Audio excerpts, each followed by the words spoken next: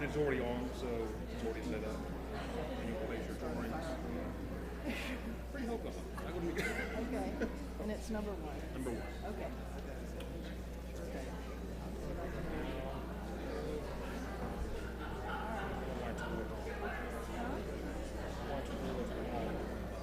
And see, like when it goes up that far, it's like not. Okay, I'll just put it. Okay. Will do.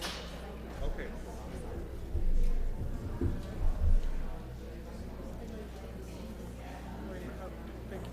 Okay. While you're there, I wanted to open up my PowerPoint before we start. I forgot to do that earlier. Okay.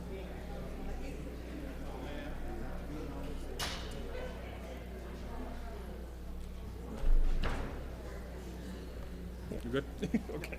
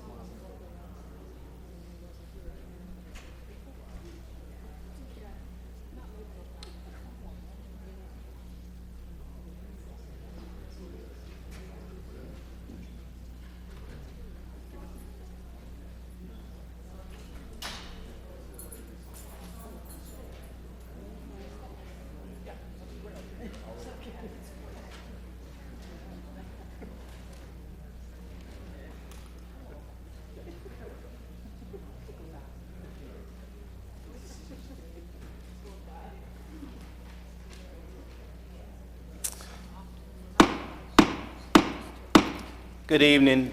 Today is February the 9th, 2016, and welcome to the Durham City County Planning Commission. The members of the Durham Planning Commission have been appointed by the City Council and the County Board of Commissioners as an advisory board to the elected officials. You should know that the elected officials have the final say on any issue before us tonight. If you wish to speak on an agenda item tonight, please go to the table to my left and sign up to speak. For those who wish to speak, please state your name and address clearly when you come to the podium. Please speak clearly into the microphone. Each side, those speaking in favor of an issue and those speaking in opposition to an issue, will have 10 minutes to present for each side. The time will be divided among all persons wishing to speak. Finally, all motions are stated in the affirmative, so if a motion fails or ties, the recommendation is for denial. Thank you. Could we have the roll call, please? Mr. Brine? Mr. Busby? Mr. Gosh? Mr. Gibbs? Ms. Hyman?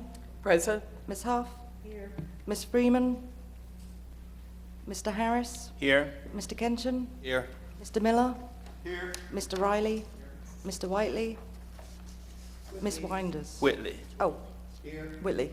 Sorry. Ms. Winders? Here. So, Did I miss him? so that's 12 out of 14. Mr. Van? Present. Thank you. 12 out of 14, so we have a quorum.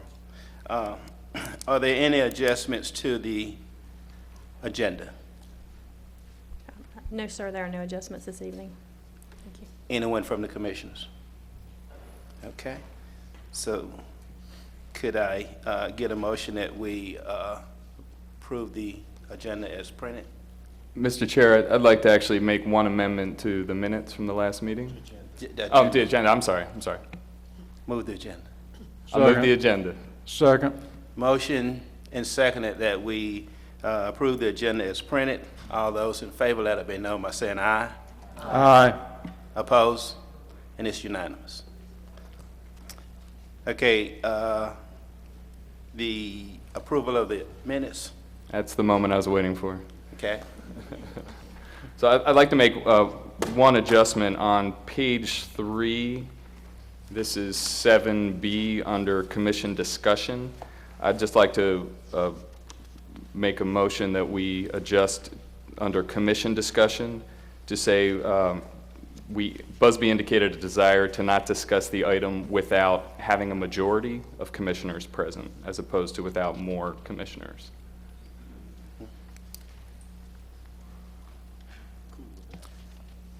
Are there other corrections or corrections to the minutes? If not, are you moving it with that correction? Yes. Second the motion. Okay, we have a motion and a second that we approve last month's minutes with the one correction. All those in favor, let it by know by saying aye. Aye. All those in opposition, no. Ayes have it, so it's unanimous. Mr. Chairman, Yes. the minutes does not reflect me bringing it to the commissioner's attention. Okay, I'm gonna rule you out of order right now. We have already dispensed with the minutes from last month. All right, You can bring that up under new business. thank you. Okay. Item number 5, public hearing, plan amendment for concurrent zoning map change requests. Number A, Hope Valley Commons Business, A150000110, 10, and Z15000023.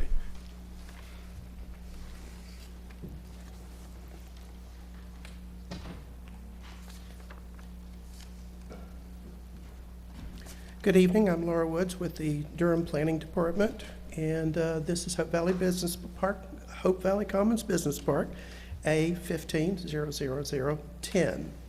The applicant is Horvath Associates, PA. The jurisdiction is the City of Durham, and the application is to change the future land use designation from office to commercial. The size of the site is 4.5 acres. It is in the suburban tier, and it, by the way, is within the Falls Lake, Jordan Lake B protection overlay. The site is located in the vicinity of the intersection of State Highway 751 and State Highway 54, adjacent to the Hope Valley Commons Shopping Center. As you see, it is adjacent to an existing commercial node. There are 4 criteria that staff use to evaluate plan amendments. Criteria A is whether the proposed change would be consistent with goals, objectives, and policies, and guiding principles and programs in any adopted plan, primarily the comprehensive plan.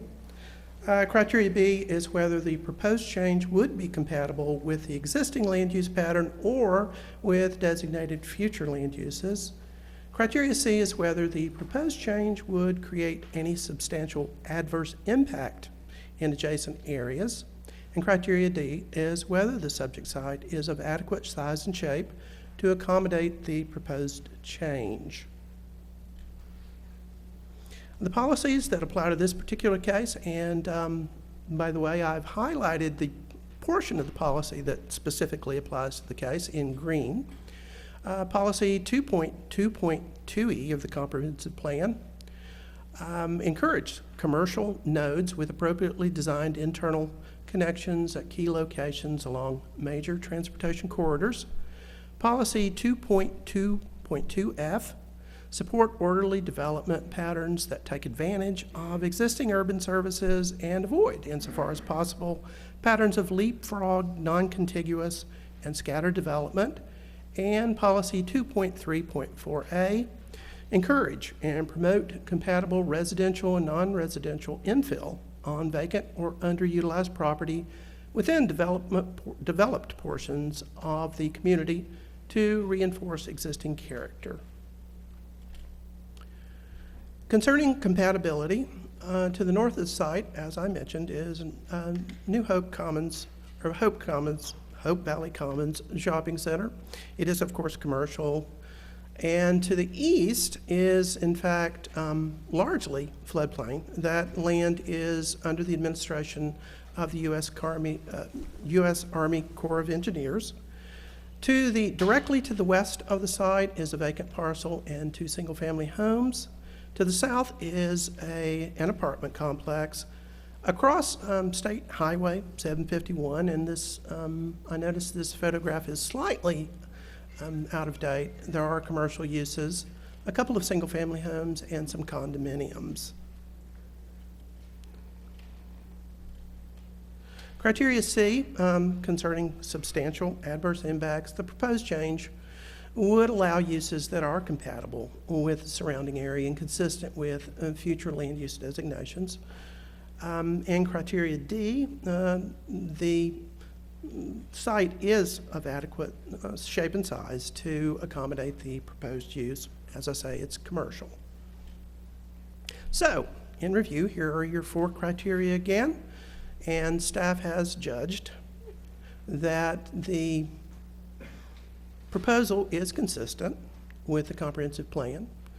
It is compatible with the existing land use pattern and designated future land uses. It does not create substantial impacts, negative impacts or adverse impacts, and it is of adequate shape and size to accommodate a commercial use. Therefore, staff recommends approval based upon consideration of adopted plans, compatibility, impacts, and site dimensions. And that concludes my presentation. Thank you.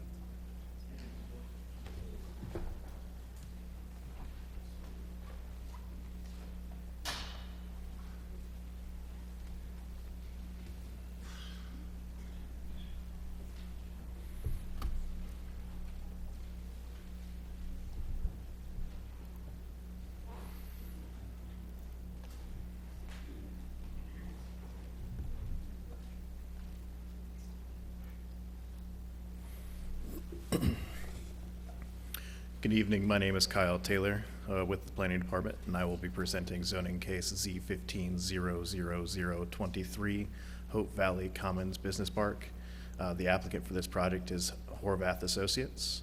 This project is located within the city, and the request is to go from OID and CCD to CGD. The acreage of the site is 4.536 acres. And the proposed use, according to the application, is self-storage. However, this is not committed on the development plan. This site is located in the suburban tier on the east side of NC 751 highway, just south of the intersection of 54 and 751 highway. This area is the southern terminus of a non-residential node that has expanded in the last decade with the most recent addition of Hamilton Center 2. This proposal does meet the standards of the CG district. The existing conditions of this project do consist of a heavily wooded site for the most part with assorted stormwater easements and a stormwater detention pond, as well as an existing project boundary buffer located on this site. The proposed conditions give a general overview of what the project is going to be. It's going to give you the building and parking envelope, the general location of the project boundary buffers, the tree save areas, and the site access. This project commits to the minimum commitments of no more than 400,000 square feet of non-residential. One site access point, a maximum impervious surface is 70%, and a tree coverage of no more than 10%.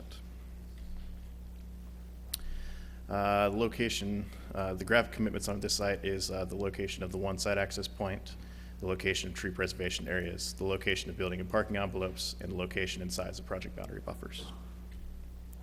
At this time, there are no proposed text commitments for this site.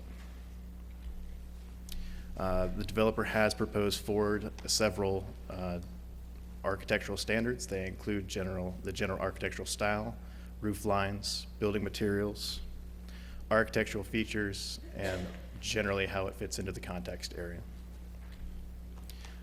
As Ms. Wood stated earlier, this project is currently not in the correct future land use map, but a plan amendment has been issued to resolve that issue. If that This project does meet all other policies and adopted plans of the City of Durham. Staff determines that should the plan amendment be approved, this request would be consistent with the comprehensive plan and other policies and ordinances. Thank you, Cal. I have one person sign up to speak, Tim.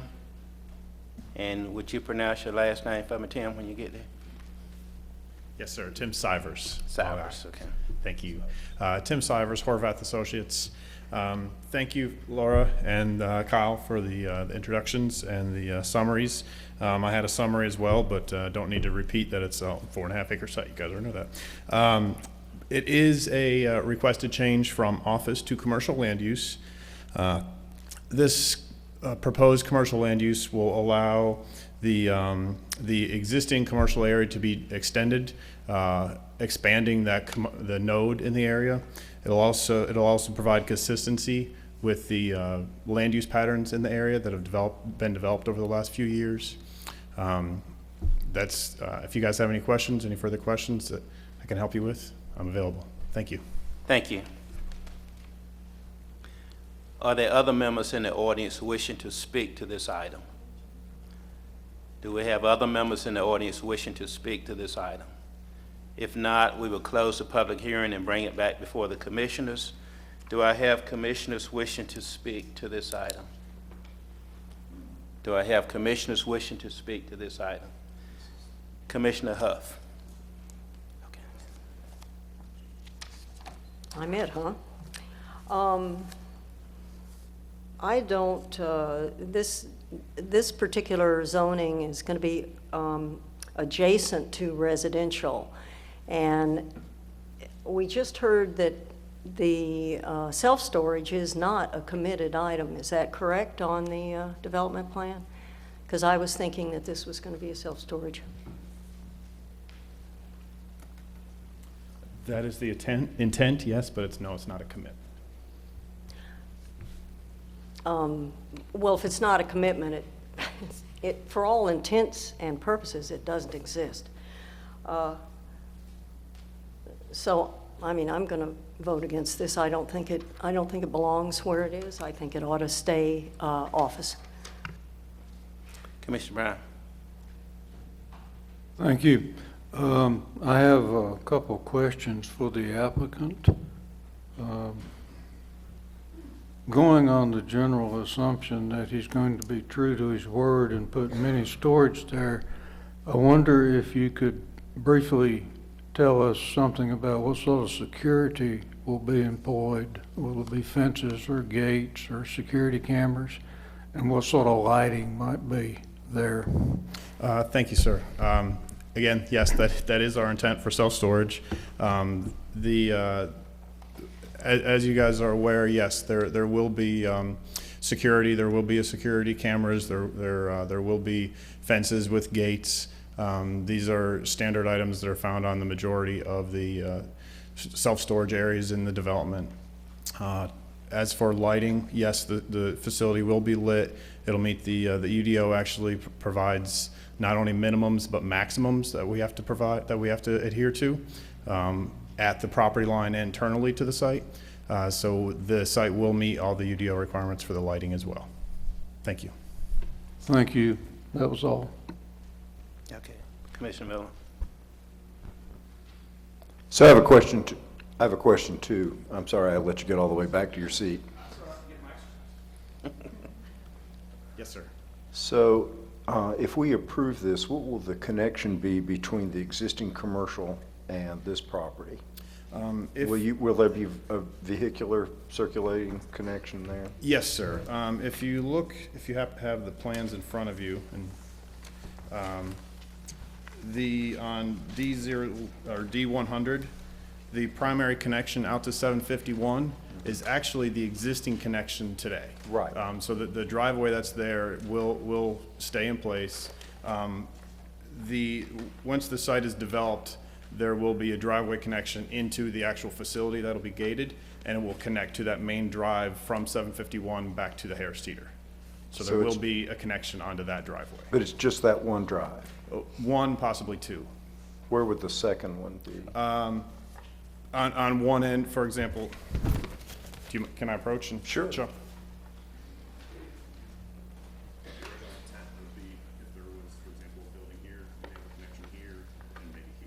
right. The existing drive is right there now, back to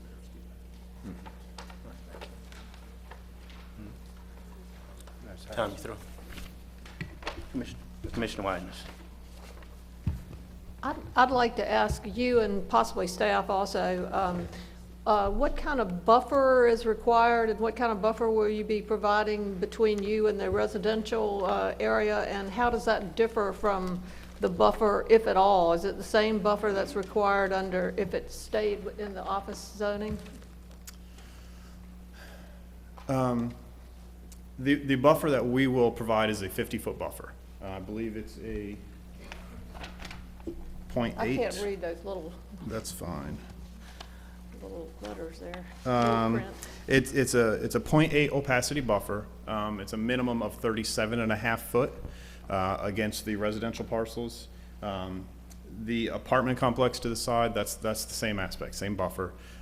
The office, off the top of my head, I believe that would be a minimum 30-foot buffer. So this buffer with the commercial is actually a little bit larger of a buffer. Thank you. You're welcome. Additional questions, comments from the commissioners? If not, the chair will entertain a motion. I move. Kyle, wait, hold on, Kyle. Just for point of clarification for us, if the applicant can state whether he was actually committing to the security measures, the fence, et cetera, for moving forward? No, not as a commitment. We will follow the UDO requirements on security, gating, and the lighting. Thank you, Kyle. Okay, George, you got a question? Hold on. Well, I was going to make a, sorry. I just wanted to ask if you'd been in contact with the property owners in front of that property. I know there's 3 houses that are there. Yes. The one is vacant today. We have tried to reach out to them and have not been able to be in contact with them. The other, the smaller residential parcel, we have been in contact with them, discussed our options with them. We did have a neighborhood meeting prior to anything even being submitted to the city. Nobody showed up to the meeting. So it was announced plenty in advance. The third parcel that is the adjacent here in the corner, that is owned by Real Estate Associates, and they are 100% approval of how we're proceeding. I just wanted to ask if the one that's vacant is the one that had the for rent sign or for sale sign out I front? believe so. Okay. Yes, yes. Okay. In the future, that commercial node, just as development becomes long, I do see those 2 residential parcels becoming part of the commercial node. But as for right now, we will be providing the 50-foot buffer to the residential parcels. Okay, thank you. Commissioner Bryan. Mr. Chairman, I move that we recommend approval of Plan Amendment A15-00010. Got a recommendation from Commissioner George Bryan for approval. Do I hear a second? Second by Commissioner Bugsby. Oh, Riley. Commissioner Riley, second. And we will have the vote by roll call. She doesn't know the people. Oh, tonight we're going to do a little bit different because Susan is not here and Joanne doesn't know all of us. So until she learns our faces, we're going to do roll call votes.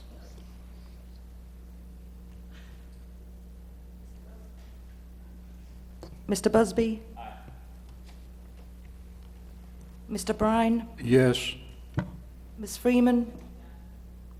Sorry? Yes. Mr. Gosh? In favor. Mr. Harris? Aye. Ms. Huff? Ms. Hyman? Aye. Mr. Kenshin? Yes. Mr. Miller? No. Mr. Riley? Mr. Van? Yes. Mr. Whitley? Yes. Ms. Winders? Yes. please read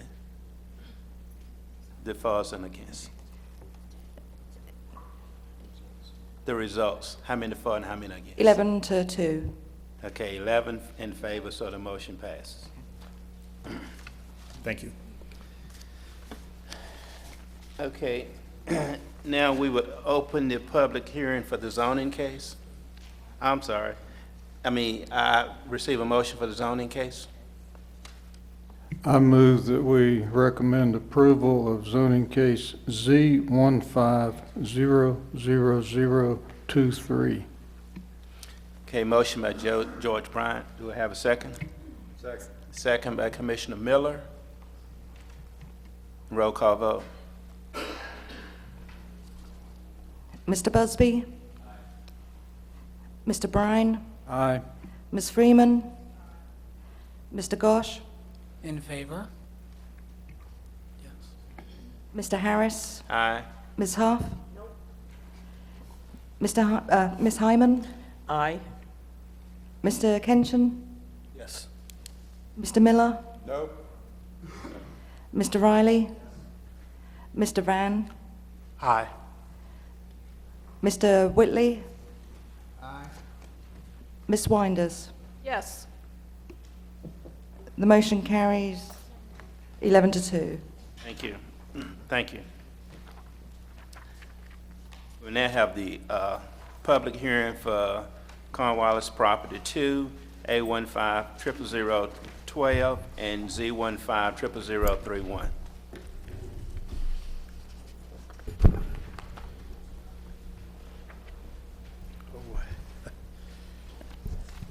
Good evening, Amy Wolf with the Planning Department. Amy, could you, look, there are seats over here. If you would like to sit down, there are some seats down here in the front.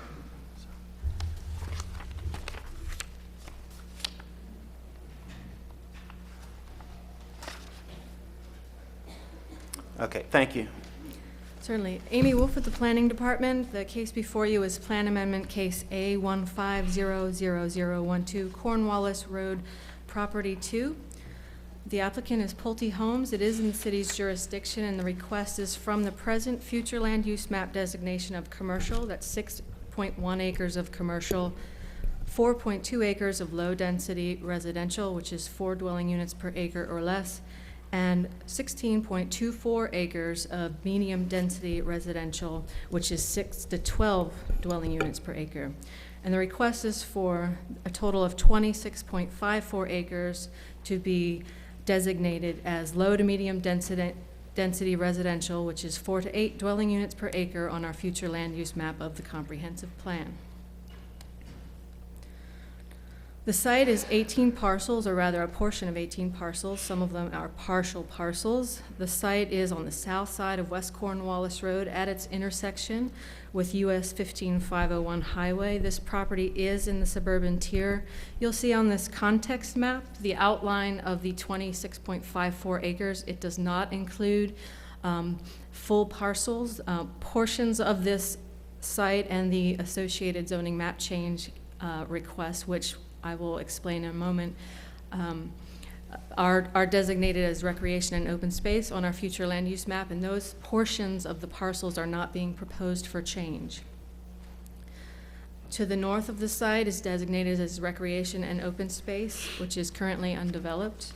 To the east is a highway and transportation corridor, with across the highway is industrial uses, and a portion to the south of the subject site is commercial. South of the site is recreation and open space, and just beyond that, the recreation and open space is so designated to reflect the floodplain of Sandy Creek, and farther south to that is medium-density residential of the Colony Hill townhouses. And to the west of the site is reflected as low-density residential, a single-family neighborhood.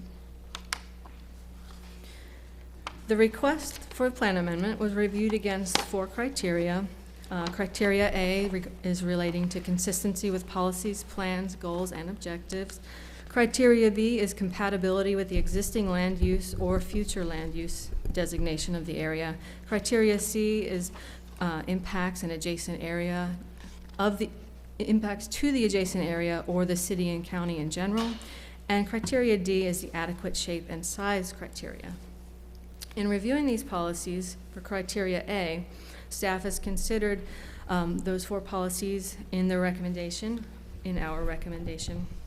The applicable policies of the comprehensive plan are shown on this slide and further elaborated on in the staff report, but in summary, policy 2.3.1A is for contiguous development, and staff feels that the request to designate these 26.54 acres to low to medium density residential supports orderly development by maintaining a transition in density from the low density residential parcels to the west and areas that are naturally bordered by the highway and the environmental features to the south, the highway being to the east. For policy 2.3.2A, the infrastructure capacity, staff feels that there is capacity. We've looked at the transportation and water and sewer as it relates to capacity, and we'll have specific numbers there are specific numbers in the zoning map change report. Basically, there's a reduction in transportation with this request, but there is additional water capacity being requested of the site with this change. And further, policy 2.5.2E is a demand for land uses, and staff has evaluated the change in the proposed density reflected of the residential and looking at the allowance for commercial for either residential or non-residential uses, and staff feels that it meets the projected needs. Losing 6 acres of commercial is accommodated by design district zoning in the downtown tier. When you look at the analysis of pure, our design districts allow a multiple of uses, so we feel that can be a loss of 6 acres of commercial can be accommodated elsewhere when we look at what the depth of the land use policies mean, particularly as we introduce newer design districts, as well as a projected need for 65,000 housing units by the year 2045. This request, looking from the maximum intensity of land use, is a reduction of 65 units. And we also feel that that can also be absorbed in our newer land use categories.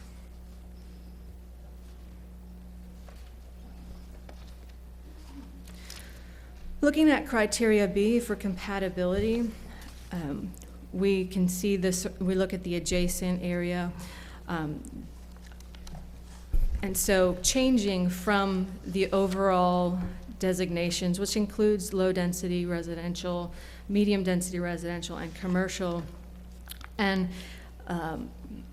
redesignating this site as low to medium density residential would be provide a less intense density transition. From currently, the transition is from low to medium. It would just move the transition a little bit further towards the interstate. And again, the transition and the allowance for a lower density overall would blend with the neighborhood to the west, and the site is naturally buffered by the floodplain and the highway. So we feel that the request for this designation is compatible with the existing area. For criteria C, substantial adverse impacts, we actually refer back to the same issues we look at with criteria A and B, in that there is available demand with our infrastructure and that it is compatible with the area land uses. And for criteria D, this site, 26.54 acres, is of adequate shape and size. It's more of a compact shape rather than elongated, and we seems reasonable to develop as low to medium density residential.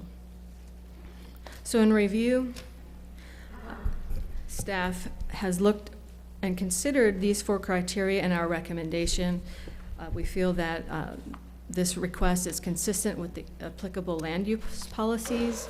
It's consistent and compatible with the existing land use pattern and the proposed designated future land uses of the area that are mapped, as well as no substantial impacts will be created for the adjacent area with the land use change or in the city and county in general, and the site is of adequate shape and size to accommodate the proposed change. And staff recommends approval based on consideration of these 4 criteria of the adopted plans, compatibility, impacts, and site dimensions. And again, the request is from low-density residential, medium-density residential, and commercial to be reflummed or redesignated on the future land use map of the comprehensive plan to low to medium density residential, which would accommodate a residential density of 4 to 8 dwelling units per acre. There is an associated zoning map change request with this project.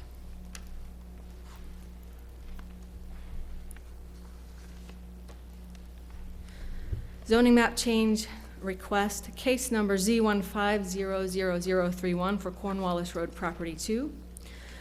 Is from Pulte Homes. It is in the city's jurisdiction. It's generally the same site. It is the same site as the plan amendment. However, it encompasses the entirety of the parcels and includes the areas designated as recreation open space, hence the 40.95 acres as opposed to the 26.54 acres.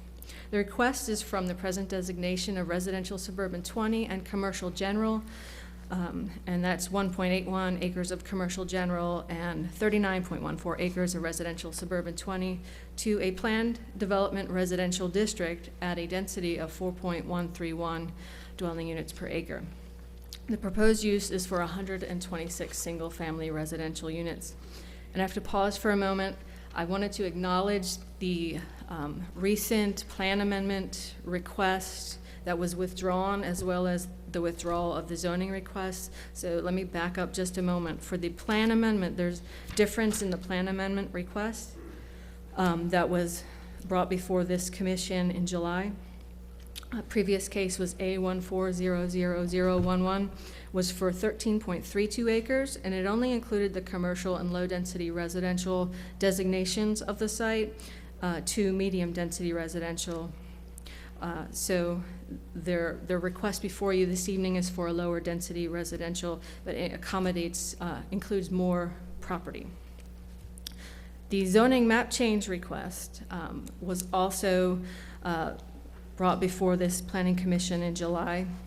Case Z1400040. The request that we previously heard was for 230 townhouse units at a PDR density or planned development residential density of 7.907 units per acre, which in this request before you tonight for 126 single-family residential units is 104 less units, and that is the difference of the PDR number changes, the density being requested.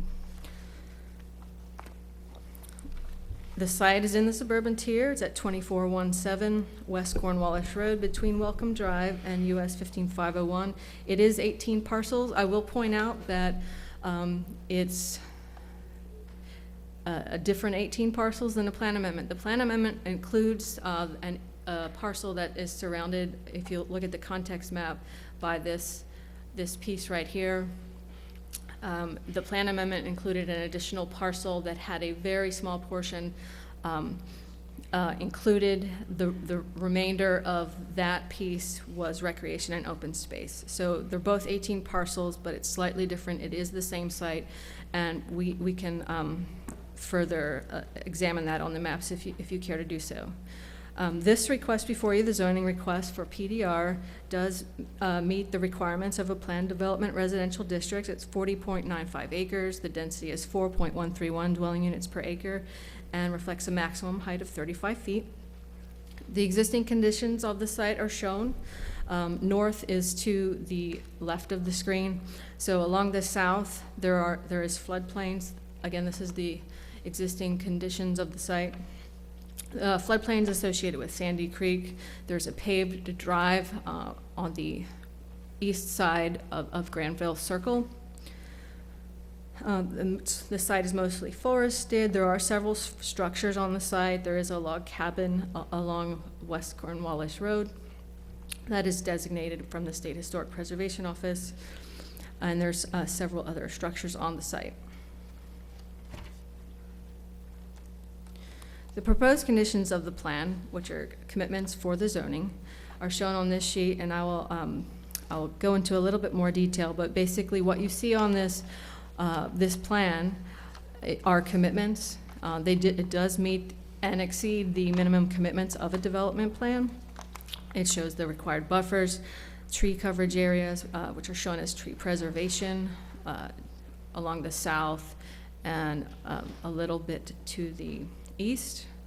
There are greenway easements, trails, again, buffers, and there's 2 access points shown, and I'll elaborate on that here. So the minimum commitments are 126 single-family residential units, 2 vehicular access points onto West Cornwallis Road. Impervious surface maximum is 70%. The site is not in a watershed protection overlay, but their commitment to 70% does match what, as if it were in the watershed protection overlay, but it is not. And tree coverage area at 20%. Graphic commitments of the site include the location of the access points, the tree preservation areas, and pedestrian easements. One is within the floodway fringe, and then a greenway easement is also within the floodway fringe, and then a location of a buffer along the western boundary, which is reflective of a text commitment that I will get to shortly. Summary of the text commitments includes that this will be single-family residential and accessory uses only. Provision of a 30-foot wide, 0.4 opacity buffer along the western boundary, and that is reflected on the proposed conditions of the development plan for the exact height, and it will include trees to be a minimum of 3-inch caliper and 8 feet at height at the time of planning.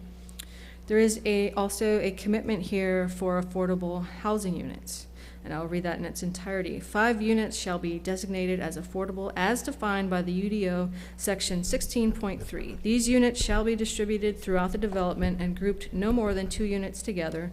The sequenced timeline for each of the 5 units shall be as follows.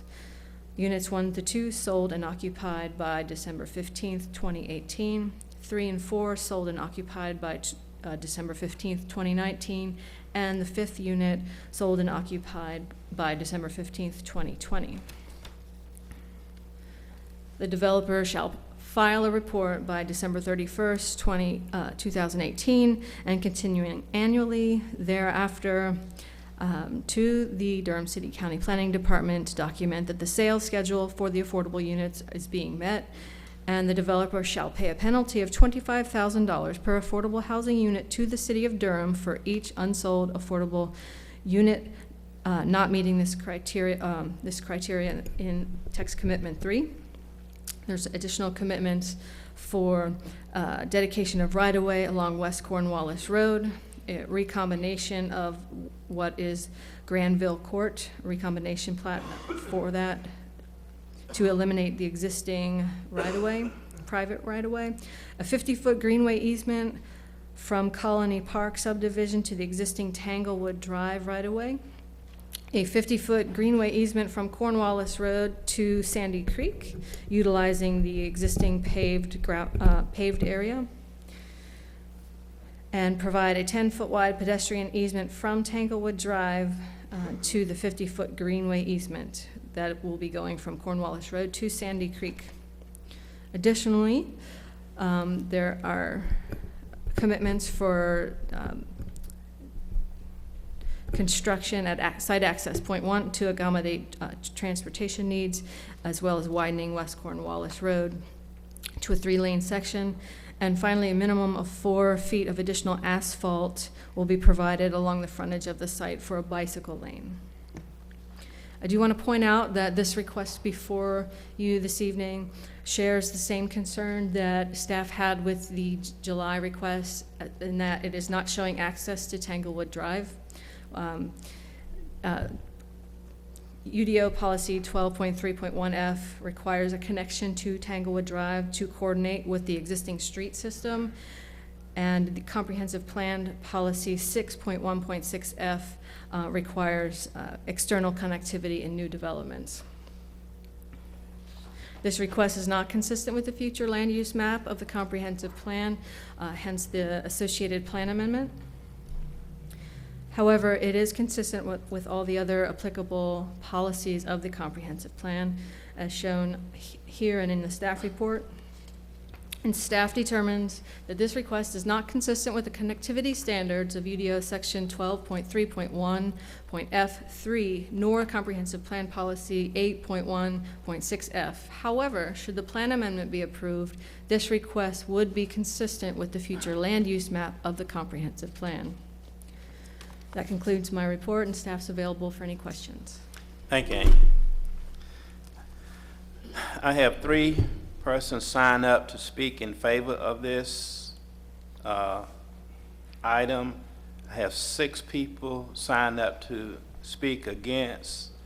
So the chair is willing to entertain a motion that we increase the time from 10 to 12 minutes so I can give each of these people speaking against 2 minutes each.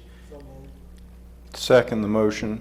Okay, we have a so move from Reverend Whitley, second from Miller, that we increase the time to 12 minutes. All those in favor say aye. Aye. All those against? Ayes have it. So, Mr. Chairman, I have a question.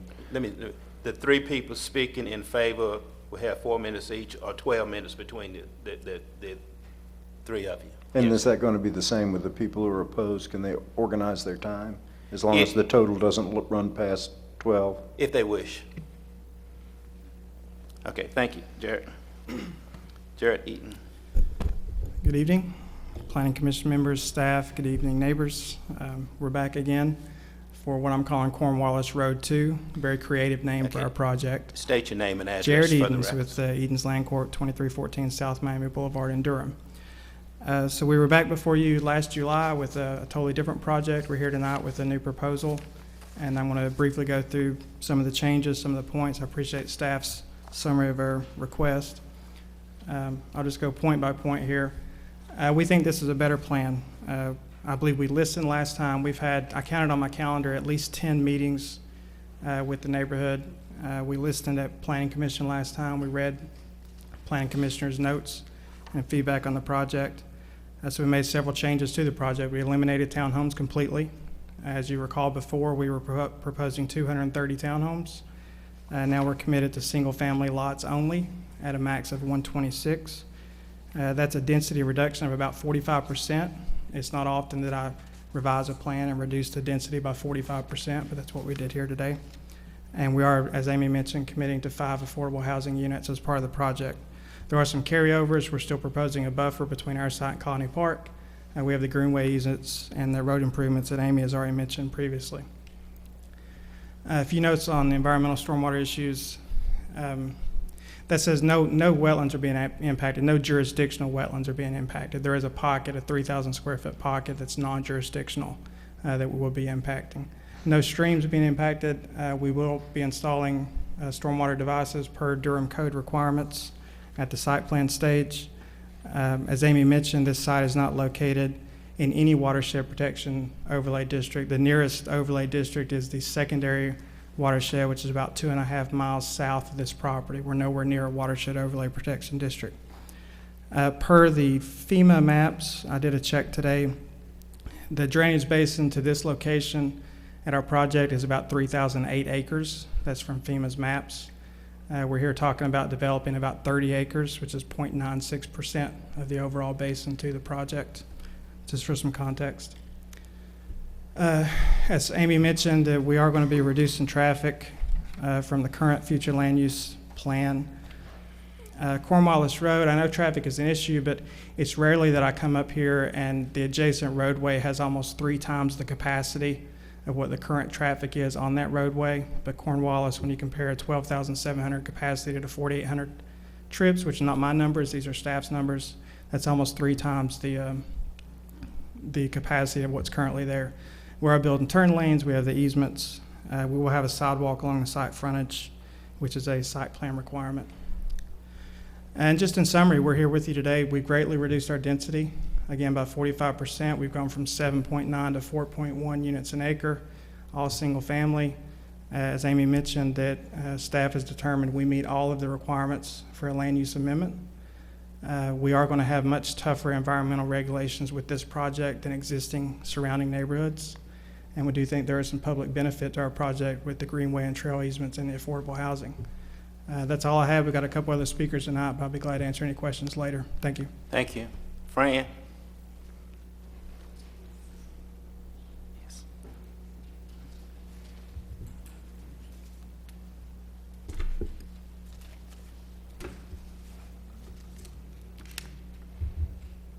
Can you stand? Okay. Good evening. My name is Fran Marley Feinberg. My address is 1410 Northeast 103rd Street, Miami Shores, Florida.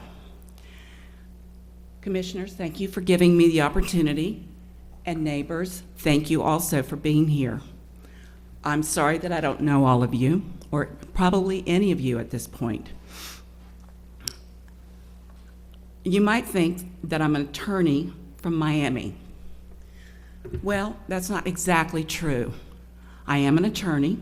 I live in Miami, but I'm from Durham, North Carolina. I was born here and I was raised here. My mother would roll over in her grave saying that I said, listening to me say raised, she would have said reared. She was an English major. She was Phi Beta Kappa at Duke with a double major, chemistry and English. My father went to UNC. He was a poor boy from Wilkes County, North Carolina. He actually walked to UNC from Wilkes County at the age of 20. He lost several toes to frostbite. When he got to UNC, he couldn't afford anything. He learned to cut hair. He actually cut William Faulkner's hair when William Faulkner came into his barbershop, dead drunk, fell on the floor, passed out. My dad shaved him and did his hair. Now, I don't know how he did that, but he did it. And that's actually history. My dad eventually learned how to buy books from other students, excuse me, and sell them to other students. So he started what he called the book exchange. Now, the book exchange started in the early 1930s. He moved his business to Durham and I wish I knew the address. It was upstairs on Chapel Hill Street, but it was a small building, a very small store. He was there for a few years, and my father liked to buy more books than sell, and so everything exploded. So he had to move, and he moved into a building next to Kimbrell's Furniture. I think Kimbrell's is gone now, but anyway. And then that store expanded, and then he had to buy the building next door. Eventually, the book exchange was 12,000 square feet and one of the biggest bookstores in North America. He had more out-of-print books than any other store in the United States at one time. Anyway, I'm not going to go on and on, but my dad also owned the Porthole Restaurant in Chapel Hill. Now, a lot of you are probably too young to remember that. Maybe some of you remember the Porthole. And I'm really, really sorry. This Elaine is my cousin. She's my younger cousin by 6 months. We grew up on the property that we're talking about. I actually lived over the Porthole till I was 3 years old. My mom and dad got married in 1947. I was born in 1948 at Duke Hospital. Always has to be Duke. Anyway, they lived in the apartment above the Porthole. One day a beer truck almost ran over me in the alley, and my mom gave my dad the first of many ultimatums in their marriage. We move or I leave. We moved. My grandfather was A.P. Stewart. He was the grounds foreman at Duke University for 100 years. My first pet was given to me by the president of Duke. It was a bloodhound named Pluto. My grandfather actually planted those roses in front of Duke Chapel. So I have a lot of history here. Elaine owns, back me up, girl. Elaine owns the candle shop. Now, I don't know if you are familiar with the candle shop, but it's down there on 15501. She had to close her business in 2009. I had to close the book exchange in 2009. It was due to the economy. It was also due to the internet. No one wanted to really buy books anymore. When I closed it, I had 18 interviews. People called me from Durham and all over the country saying, what are you doing? Why are you closing? And I'm like, where were you when we needed people to buy books? What happened was all the universities, my dad used to sell to all the universities, and the universities decided, we want a piece of this action. So they got their own bookstores. And gradually, we had less and less from Duke, from Campbell, North Carolina Central, UNC. And so we started losing money, and we had to close. It was probably one of the saddest days of my life, I have to tell you that. I cried. My dad passed away in 1988, and we were able to run the book exchange for another 21 years due to the fact that we had a very, very good manager, Curtis Ferguson. He was invaluable to our business. He actually lived in Colony Park. My father helped him buy his home in Colony Park. Colony Park, I'm 67 years old, or young. Colony Park came into existence when I was about 11 or 12 years old. The property that was next door, which was Colony Park, belonged to the Tilley family. They had farms. Originally all this property was a tobacco plantation. So they had the property next door.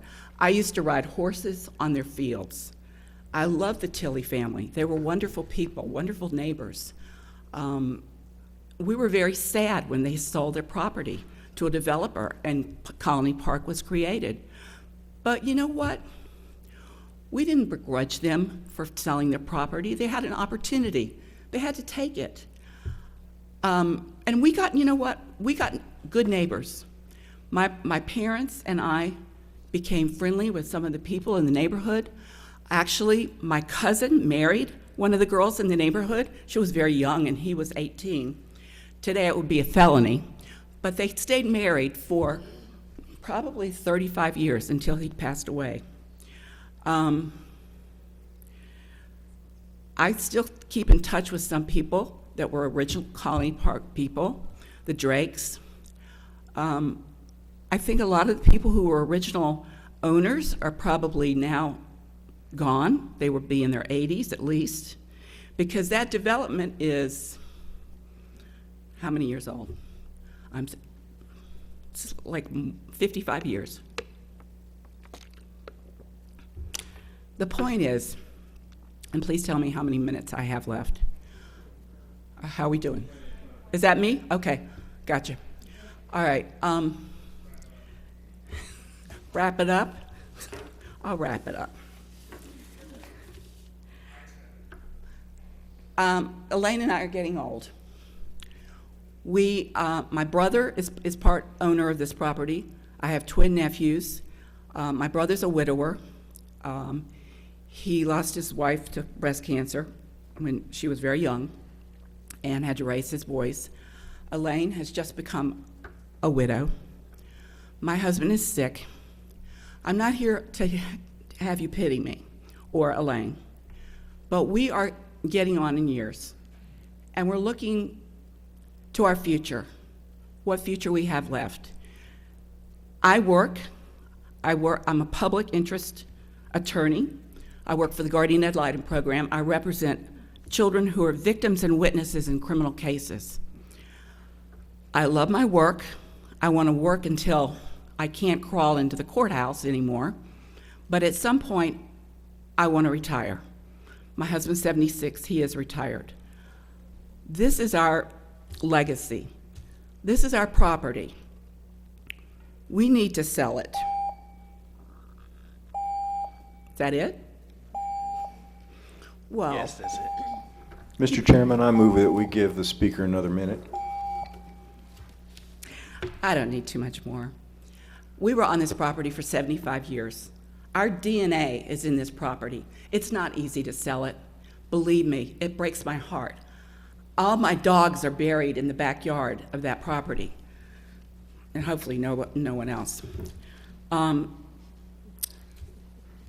I really respect the fact that you've given me this time, and I appreciate your thoughtfulness, and I certainly understand the neighbors not wanting change. We didn't want change either.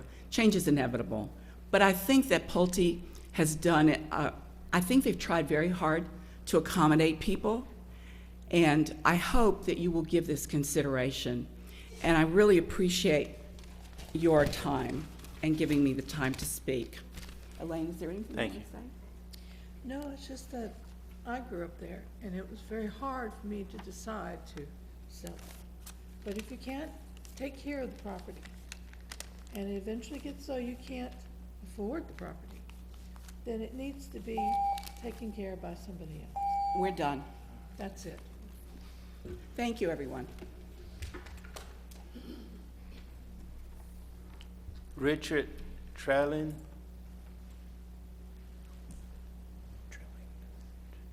There you go.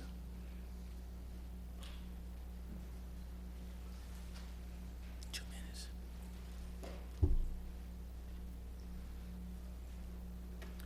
I'm Richard Trilling. I live at 1400 Welcome Circle. My wife and I have lived there for 45 years. We've raised 2 kids there who both graduated from Durham Public Schools. Enough of the personal stuff. I want to talk about traffic. I haven't seen that addressed adequately anywhere.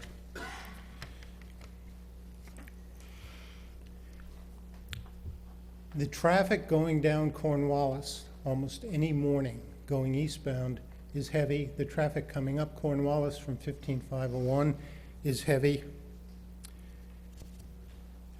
To verify the following, all you need to do is park your car in my driveway off Cornwallis any morning at 8:10. It's very hard to get out on Cornwallis.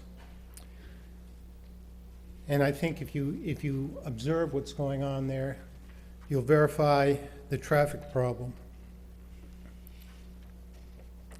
Additionally, any amount of traffic at that hour that is increased by development will only compound the problem that already exists.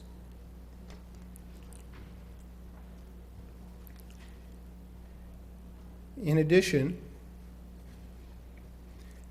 this is something that I think is very important to all of us, you as commissioners and we as residents.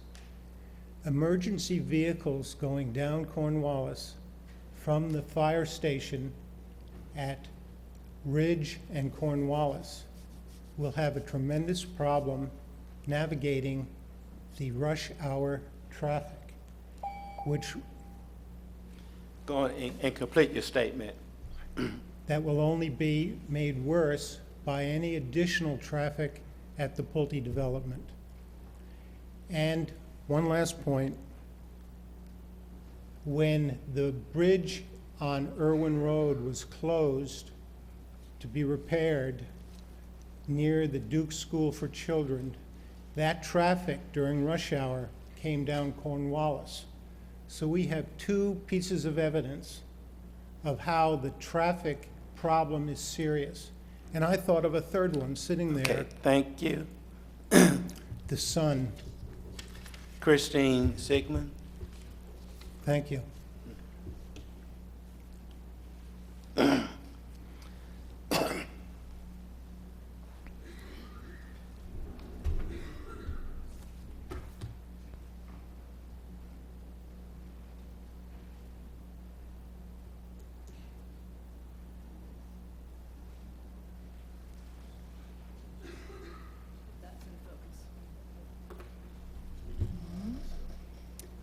My name is Christina Sigmund. I live at 2910 Friendship Road in Durham. I've been in Colony Park 23 years, and I'm the past president of the Homeowners Association for 10 years. Please speak into the mic because it's being televised to the Sorry, community. I guess I'm taller than other people, huh? So I represent the views of all but a handful of the 120 homeowners in the Colony Park subdivision, many of which are here today. I'd also like to point out that we have concerned citizens from nearby neighborhoods here, including Trinity Ridge, Welcome Circle, Duke Forest, Rolling Hill, West Glen, Waterford, I wasn't thinking about them, Garrett Farms, Arrowhead, Loch Nora, Solterra, and Colony Hill. We provided a packet of information summarizing our concerns ahead of time to the commissioners. It looked like this, so I think you all have that. Our neighborhood met 4 times over the past 6 months with representatives of Pulte Homes, and the meetings were cordial. The property has constraints that make development difficult and costly. Nearly a third of the property is in the floodplain alongside Sandy Creek, which flows to New Hope Creek and onto Jordan Lake. The floodplain compresses the area that can be developed. We acknowledge that developer modified the prior submission of a dense townhome development to one with single-family homes in response to Colony Park concerns.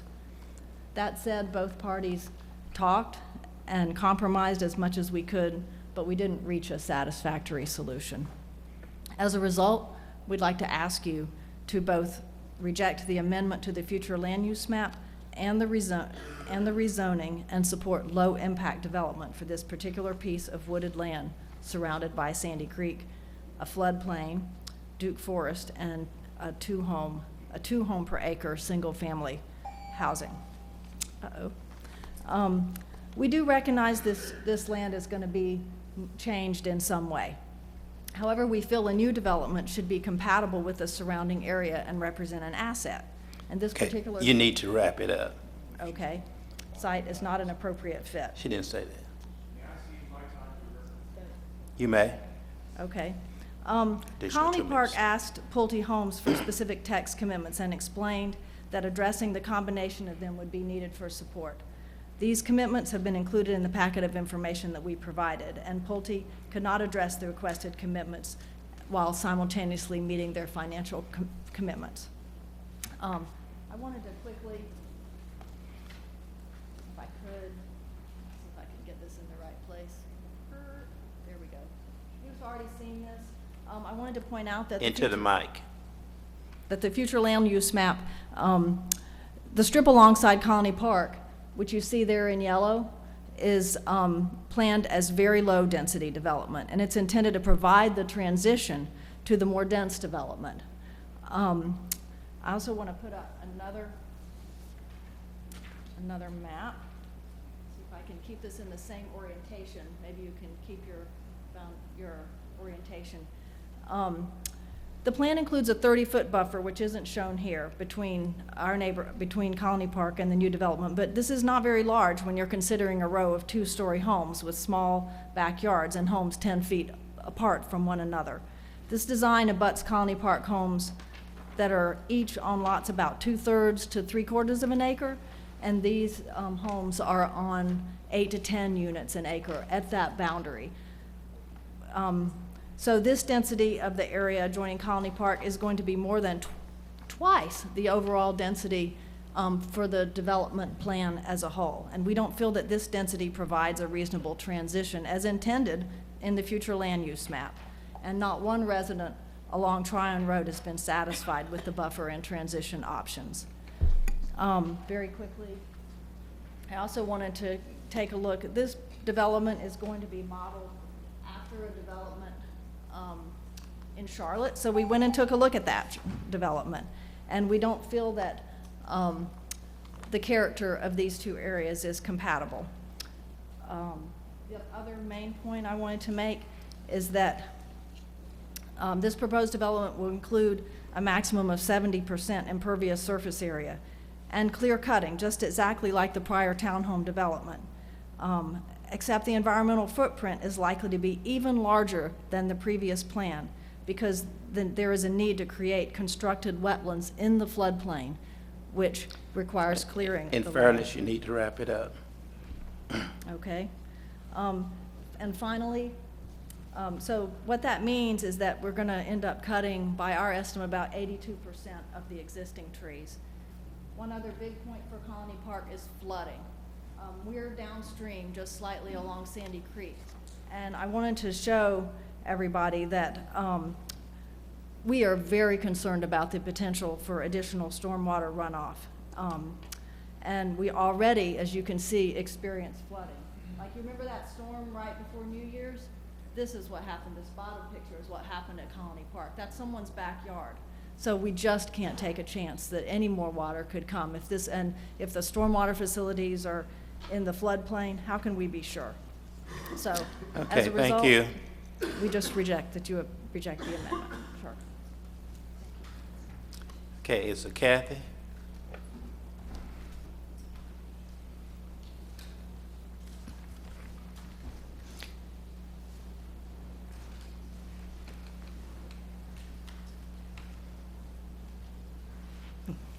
Hello, my name is Dr. Kathy Baratan. I live at 1708 Woodburn Road, and I am an applied environmental scientist with expertise in land use, planning, and stormwater management, recently retired from NC State University. The potential stormwater impacts of this plan are as negative as those of the previous plan that this commission overwhelmingly rejected last time. The two elements of the plan that will have the most negative stormwater impacts are the soil-destroying, clear-cut and mass grading site preparation, and the siting of stormwater detention features within the Sandy Creek floodplain, replacing well-developed floodplain forest. Soil preservation is particularly important on Durham's Triassic claystones. Clear-cutting and mass grading reduce perviousness to near zero, and it takes decades for soils to regenerate to the point where they can significantly infiltrate stormwater. Durham's UDO emphasizes the need, quote, to preserve and maintain the natural floodplain in an undisturbed vegetated state, unquote. Well-designed constructed wetlands can be an excellent stormwater management practice, but should not replace well-established floodplain forest. In fact, much of the point of such constructed features is to keep water out of the floodplain in the first place. The City of Durham is actively promoting low-impact development practices as a cost-effective way to meet state-required stream water quality improvements in the Falls and Jordan watersheds. Development strategies considered appropriate 20 years ago do not meet Durham's current needs. Pulte homes could reduce negative stormwater impacts by moving the constructed wetlands and through site-sensitive planning best practices, such as leaving relatively modest strips and patches of undisturbed forest in strategic areas and adding stormwater infiltration features like vegetated swales and drainages and along roads. I strongly recommend that the Planning Commission vote against the requested rezoning unless and until Pulte provides a more detailed stormwater management plan that includes low-impact development and can meet Durham's stormwater water quality needs. Thank you very much. Thank you. Ellen?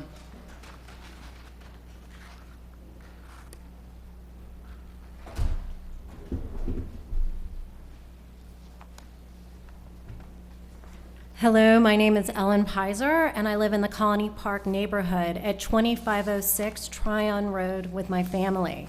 Our house is situated on 3/4 of an acre. If the proposed development is approved, my backyard would face 5 housing units. While this is daunting and would be a drastic change from my current wooded view, this is not what disturbs me most about Pulte's current proposal. What is most upsetting, besides the significant environmental impacts already mentioned, is how incongruous this development is to the surrounding neighbors that all border Duke Forest. This area is such a special, unique part of Durham that deserves to be developed mindfully with a low-density impact to be in harmony with the existing houses, forest, and wildlife that is already here. I grew up in Raleigh and my husband in Charlotte. We very consciously chose to live in Durham because of the values we feel this city represents. I believe Durham can be a model city that differentiates itself from others by mindfully expanding in its ongoing growth. not becoming a mishmash of disorganized development that reflects the best interest of developers rather than its residents. Please consider voting against the amendment and the rezoning of this area. Thank you. Thank you. Okay. Pat.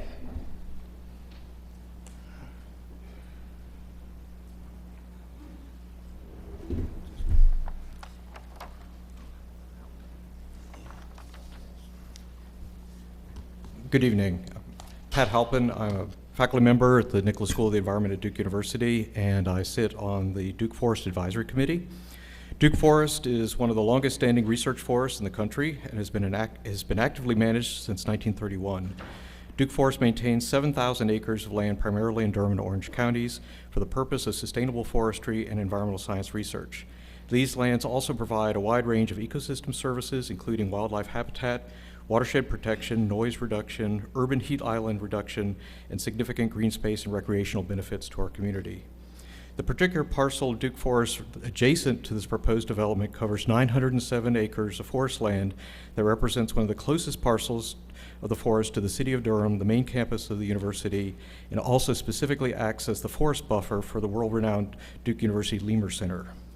This parcel combined with other portions of the Durham division of Duke Forest provides approximately 2 miles of contiguous forest land north of the project along the western edge of 15501.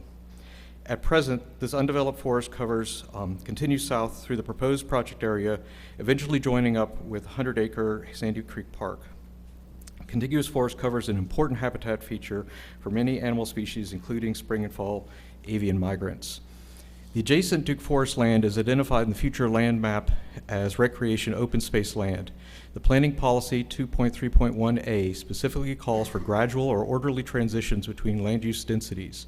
However, the planning department assessment of this rezoning request appears to only directly assess west to east transitions along the existing single-family zoning of Colony Park neighborhood eastward to the proposed parcels. The abrupt transition between the undeveloped recreational open space land to the north and the proposed development and additional recreation lands to the south has not been directly or adequately addressed in this process. It's our opinion that placing the proposed development between 2 areas of recreation open space land does not represent a gradual or orderly transition as stipulated by the planning policy. We would ask to reject this policy. Also, we did provide a letter from Professor Kurt Richardson from the Duke Wetland Center that specifically addresses riparian issues as well as the Duke Forest issues. Thank you. Thank you. And Mr. Anderson, you yield your time, correct? Yes, thank you. Okay, do we have,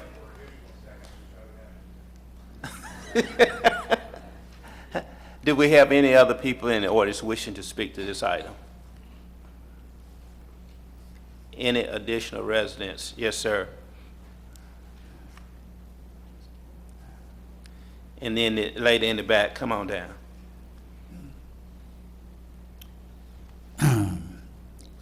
My name is Tom Strusaker, and I live at 2953 Welcome Drive in Colony Park. I'm just going to try and finish Pat's talk, because he didn't really, he talked about the handout he gave you, and it really is an important sort of issue here.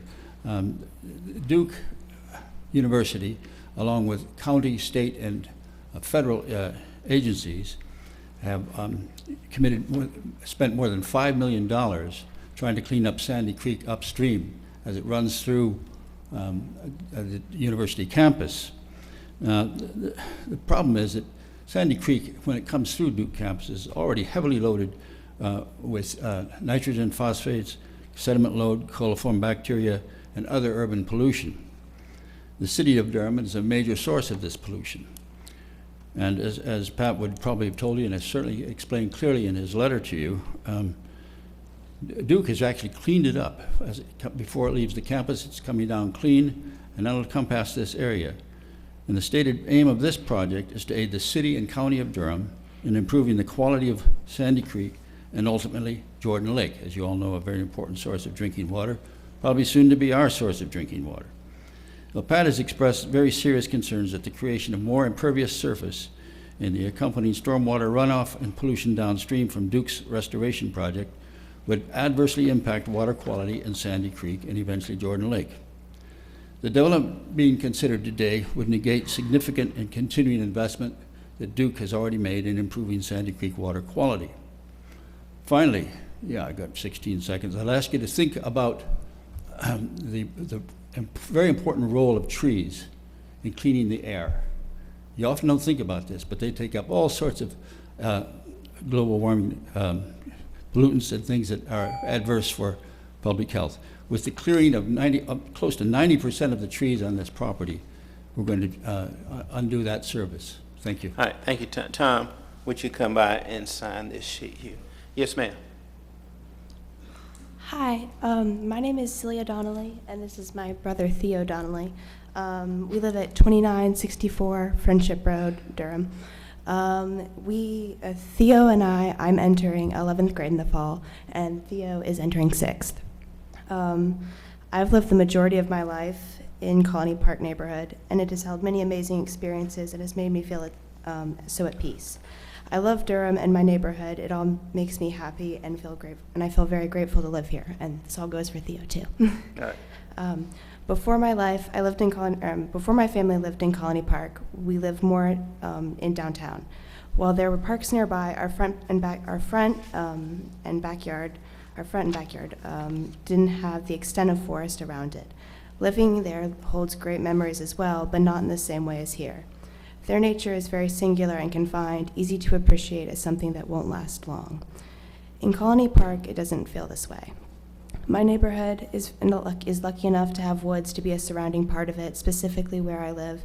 The woods thrive parallel to my own house and stretch out around the entire neighborhood. I wake up every day and can go downstairs, open the blinds, and stare into the woods. Even when we leave the neighborhood, I still see the trees. This adds to a feeling of home and returning to it whenever my family and I pass them by. As of a few years ago, my best friend moved right down the street from my brother and I. We have discovered how fun it is to walk and hike around the woods and to feel surrounded by nature and at some points even lost in it. Because of trees, forests, animals, and the ecosystem that I so graciously live by, it allows me the opportunity to feel connected to something larger than myself. Something that I'll never be able to fully fathom, even though I see it every day. It is an escape to go into the woods, and it shows me something different, peaceful, a complete world inside of itself. Can I still speak some? Okay, but very quickly. Yes. There is no reason for this development to go and demolish what already gives people and animals a sense of home and makes Durham unique. Thank you. Okay, thank you. And would you come by here and fill this out for the records? Bob Anderson.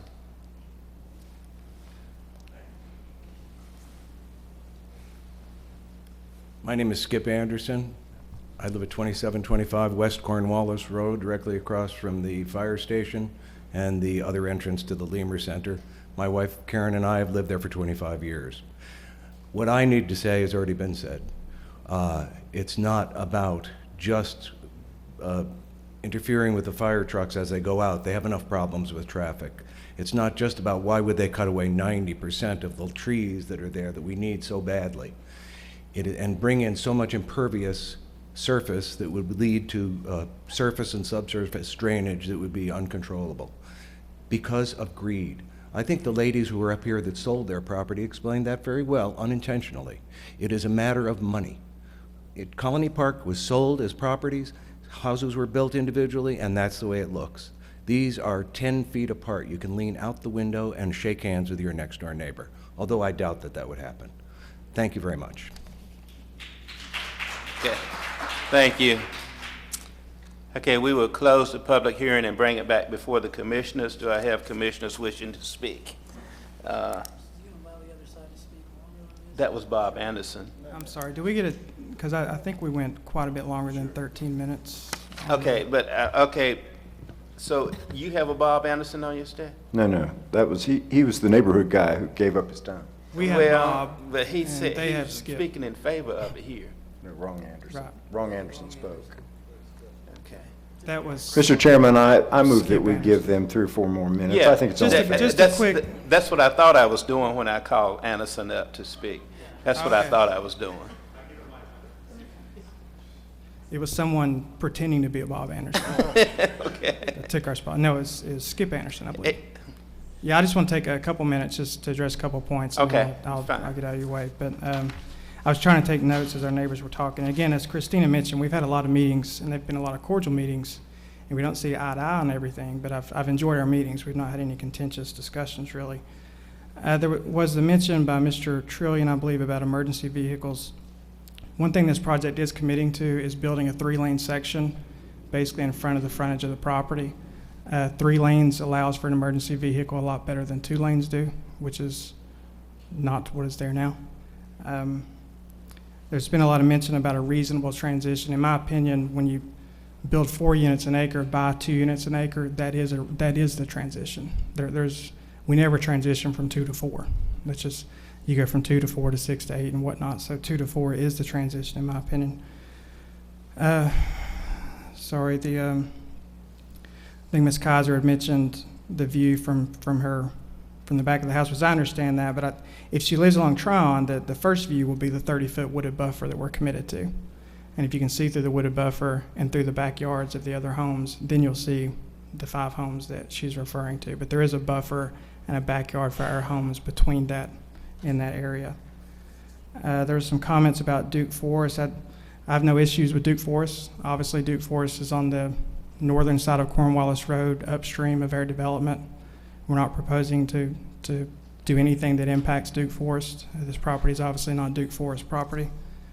And again, lots of mentions about water quality. Just want to point out there's stormwater staff here that can state the UDO requirements, but at site plan we have to meet UDO requirements, and they are pretty stringent in Durham. So as far as water quality issues go, we'll be taking care of that at site plan, and that's all I have. Thank you. Okay, thank you. All right. All right, so we'll close the public hearing and bring it back before commissioners. I have Whitley. I have Hyman. Where are you? Eli. Okay, Wine is Becky. And Bugsby. Anybody else? I know you want to speak. Tom Miller. Okay, Freeman. Okay. Freeman and gosh. Okay, Commissioner Whitley. Thank you. Will staff come to the microphone, please?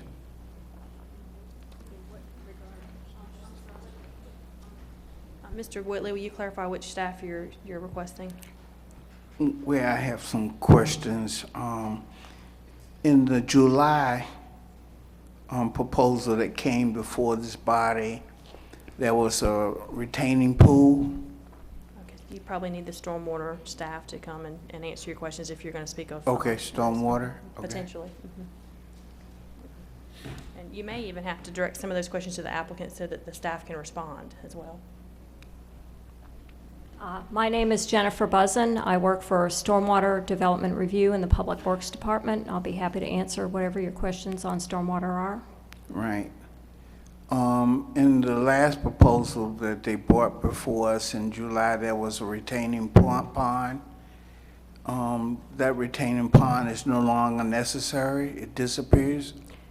No, that's not correct. They're not required to show that on the rezoning. The only things they're required to show as far as stormwater are they need to show stream buffers and they need to show floodplain. It's at their discretion whether they show the stormwater devices or not. They have to show the stormwater devices at site plan stage, so they will be on the site plan should the rezoning be approved, but they're not required to be on this rezoning plan. All right, thank you.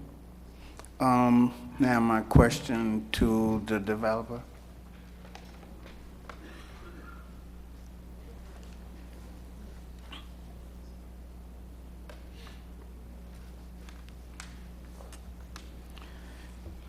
Duke Forest is on the north side of your project. Let me get this straight. Duke Forest is cleaning up the water, and then you build the largest project between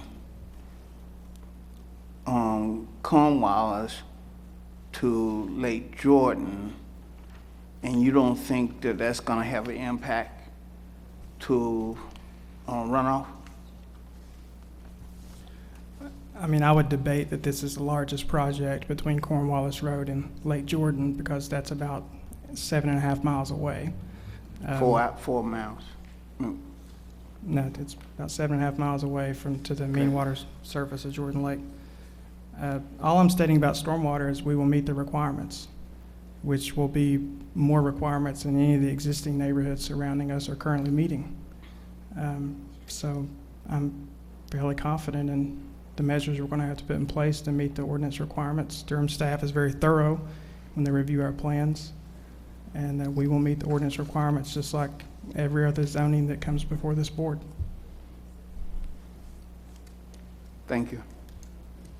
I would like to ask the commissioners to pay attention to a handout that was circulated to you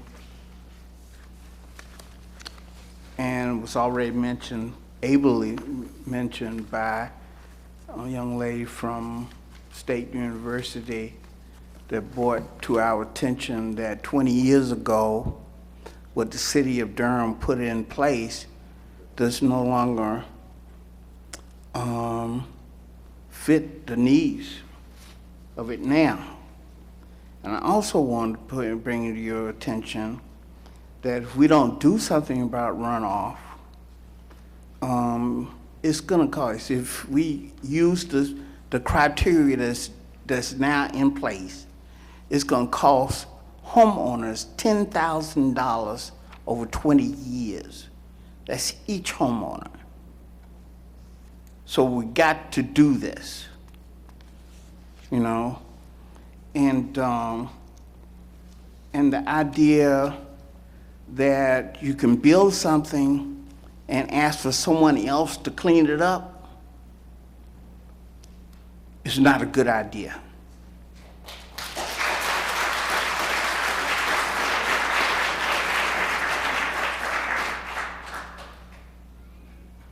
I plan to vote against this proposal, and I would encourage you to do the same.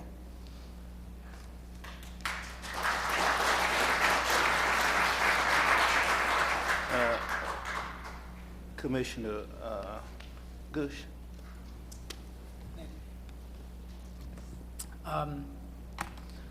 Well, first of all, I have to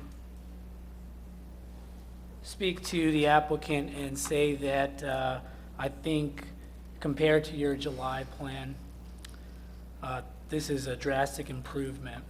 And I'm almost, I don't know what the right word is, embarrassed that I voted for it the first time. This is a fantastic plan. Last time I checked, I believe Durham had about an 8,000 unit shortage in affordable housing units. And I know for a fact that 5 units will help. That will be less.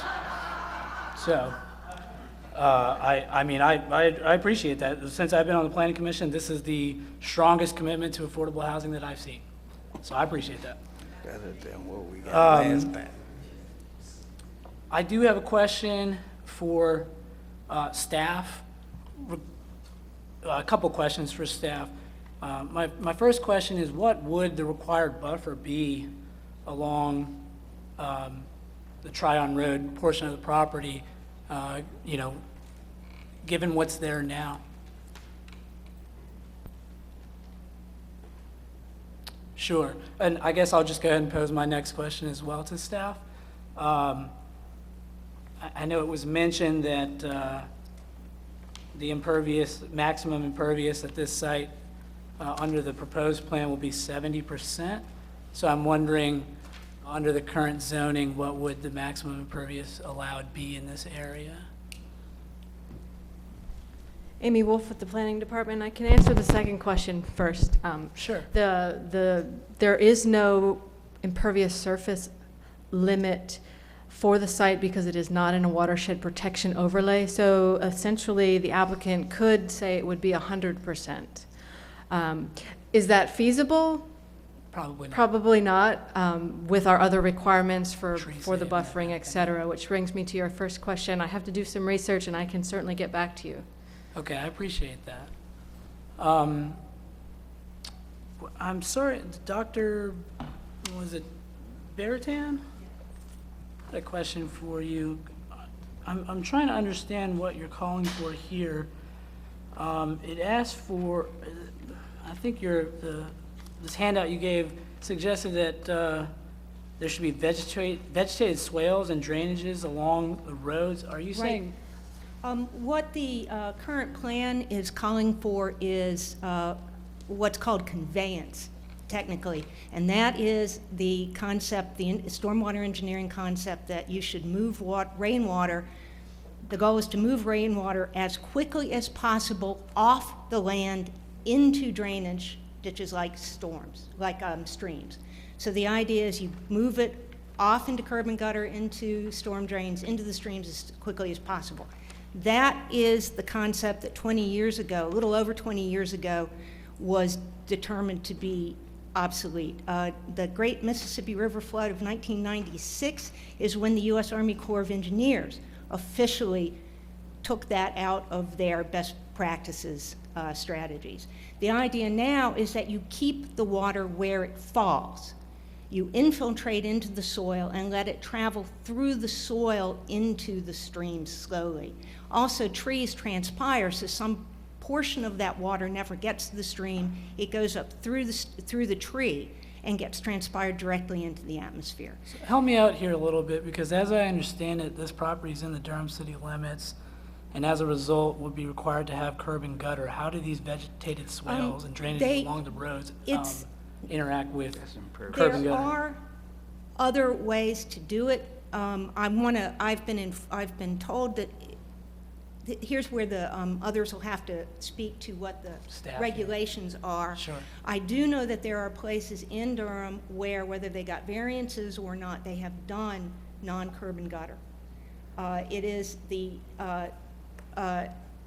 state requirements, that the state has guidelines for doing non-curb and gutter, and it's my understanding that the requirements in Durham are permissive of low impact development practices that are described within the North Carolina guidelines. So it may not, there are some examples here, but I'll have to double check on that, but I believe that that there's some deferment to the North Carolina, the DEQ published guidelines.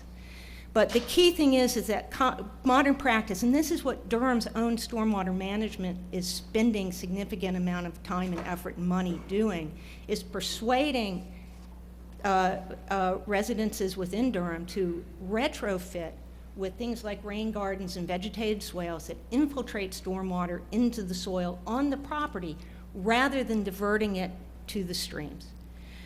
It is so much cheaper and more effective to prevent that conveyance than it is to retrofit and try to repair it afterwards.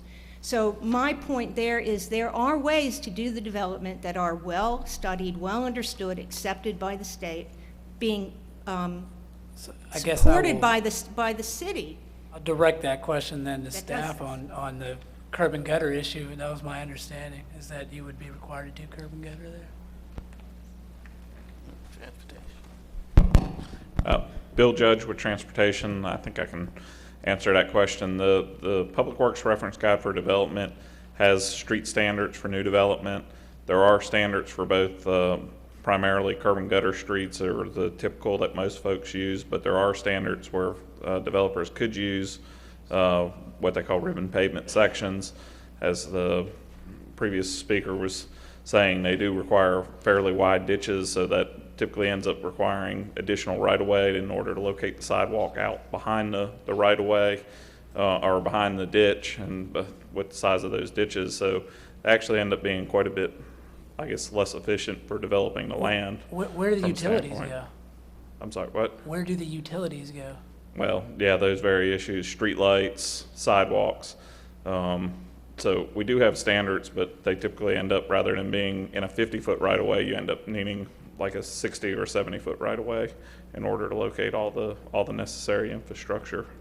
And is that within it. what is being required now by the city? No, the city has standards, and it's up to the developer to choose which standard to comply with. They can develop it under either way, but most typically choose to go to the curb and gutter section That's what for we're various saying. reasons. Okay.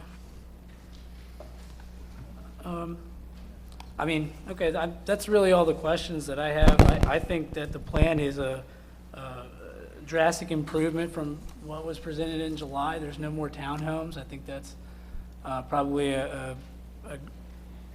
I would imagine that the neighbors view that as a positive, less dense. For me, the affordable housing units are a real positive. With the shortage we have in Durham, that's a real positive in my eyes. I plan on voting in favor of this proposal, and I encourage you all to do the same. Commissioner Winders. Okay, I'd like to follow up on some of Commissioner Gush's questions and ask, so curb and gutters carry the water away, but I think that we've been told about as on the Planning Commission, about the stormwater regulations require the water to be kept on site. So I'm really trying to learn about how this works, because I too have concerns that about how our regulations might not be good enough to protect Jordan Lake, and our water bills, we pay, it seems like we pay more for stormwater drainage than we do for water, you know. So I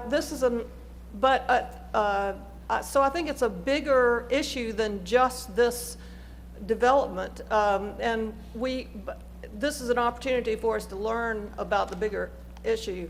And could somebody talk to us about what kind of stormwater facilities will be used and how they have to be maintained, and start with that, and then I got a few other questions too. Yes, it's Jennifer Buzzen from Stormwater Development Review and Public Works again, and I don't have great memory retention at my age, so please remind me of your different questions that you had along the way. Well, at my age, I ramble on a whole lot, so I'm sorry. Okay, We'll so do the what best would you we like can. me to start with first? Well, could tell us what you is the water going to be retained on site, or will it be carried off in the curb and gutters and storm drains? Well, and remember, the site plan has not been submitted, so I cannot tell you what this one's going to look like. I can tell you what a typical development looks like. And let's say, for example, the typical development has curb and gutter. Typically, the water will be collected in the curb and gutter system, which has drop inlets by the side of the road. The storm pipes are either under the road or along the side, underneath the side of the road. Typically, they'll drain to a stormwater device. We call them stormwater BMP. It's a stormwater best management practice. There are a number of those that can be used depending on the conditions on the site. The typical requirements that they have to meet, we have two types of requirements: water quality and water quantity. Now, water quality addresses dirt in the water, which we call total suspended solids, and it addresses nutrients, which are nitrogen and phosphorus, which are the things that are causing problems at Jordan Lake and Falls Lake.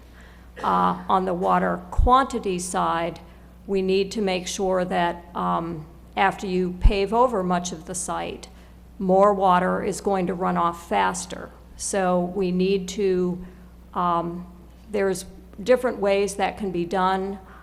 You can have peak flow control, which is controlling how the biggest spurt of water that comes off, and letting it out gradually, or you can do a volume control, which means you keep the total amount of water from going off the site, and you hold it back to the pre-development state. The rules in Durham right now are based on peak flow control.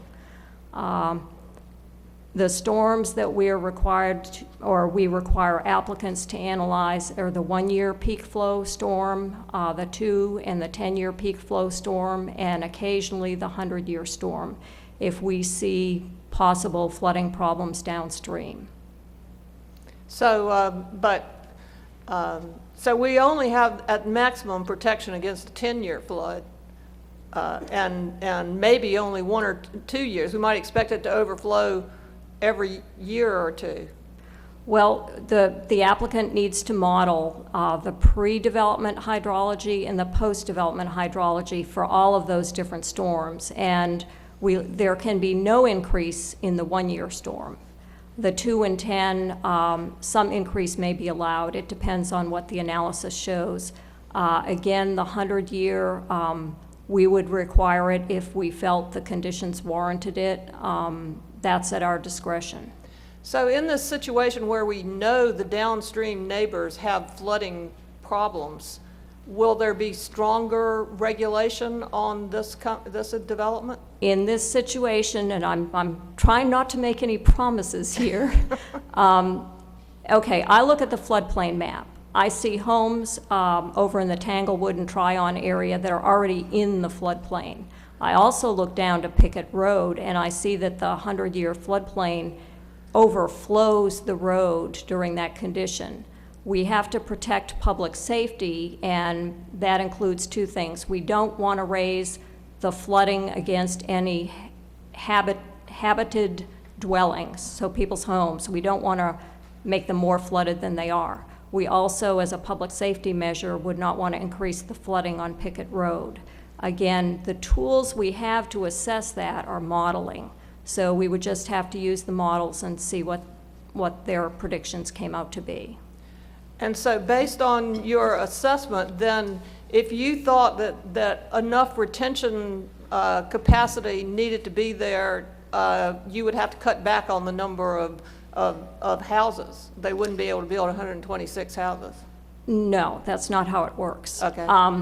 What happens is the applicant, it's up to them to make sure that, for example, just as an example, if we decided that there were too many flooding issues and they had to detain the 100-year peak storm on their property, and that peak flow after development could be no more than it was before development, that's up to them to figure out how to do it. If that means cutting down the number of units, that's one way. You could build a bigger stormwater device that had more capacity to hold things back. It's really up to them to figure out. Okay, thank you. I got, my time is going away. Maybe somebody will come back on the second round. Okay, thanks. 1 minute, 11 seconds. Okay. So I have, for Amy, I have some questions about the acreages and the difference between all the different maps and everything. Now, this recreation and open space, that is not being changed in the plan.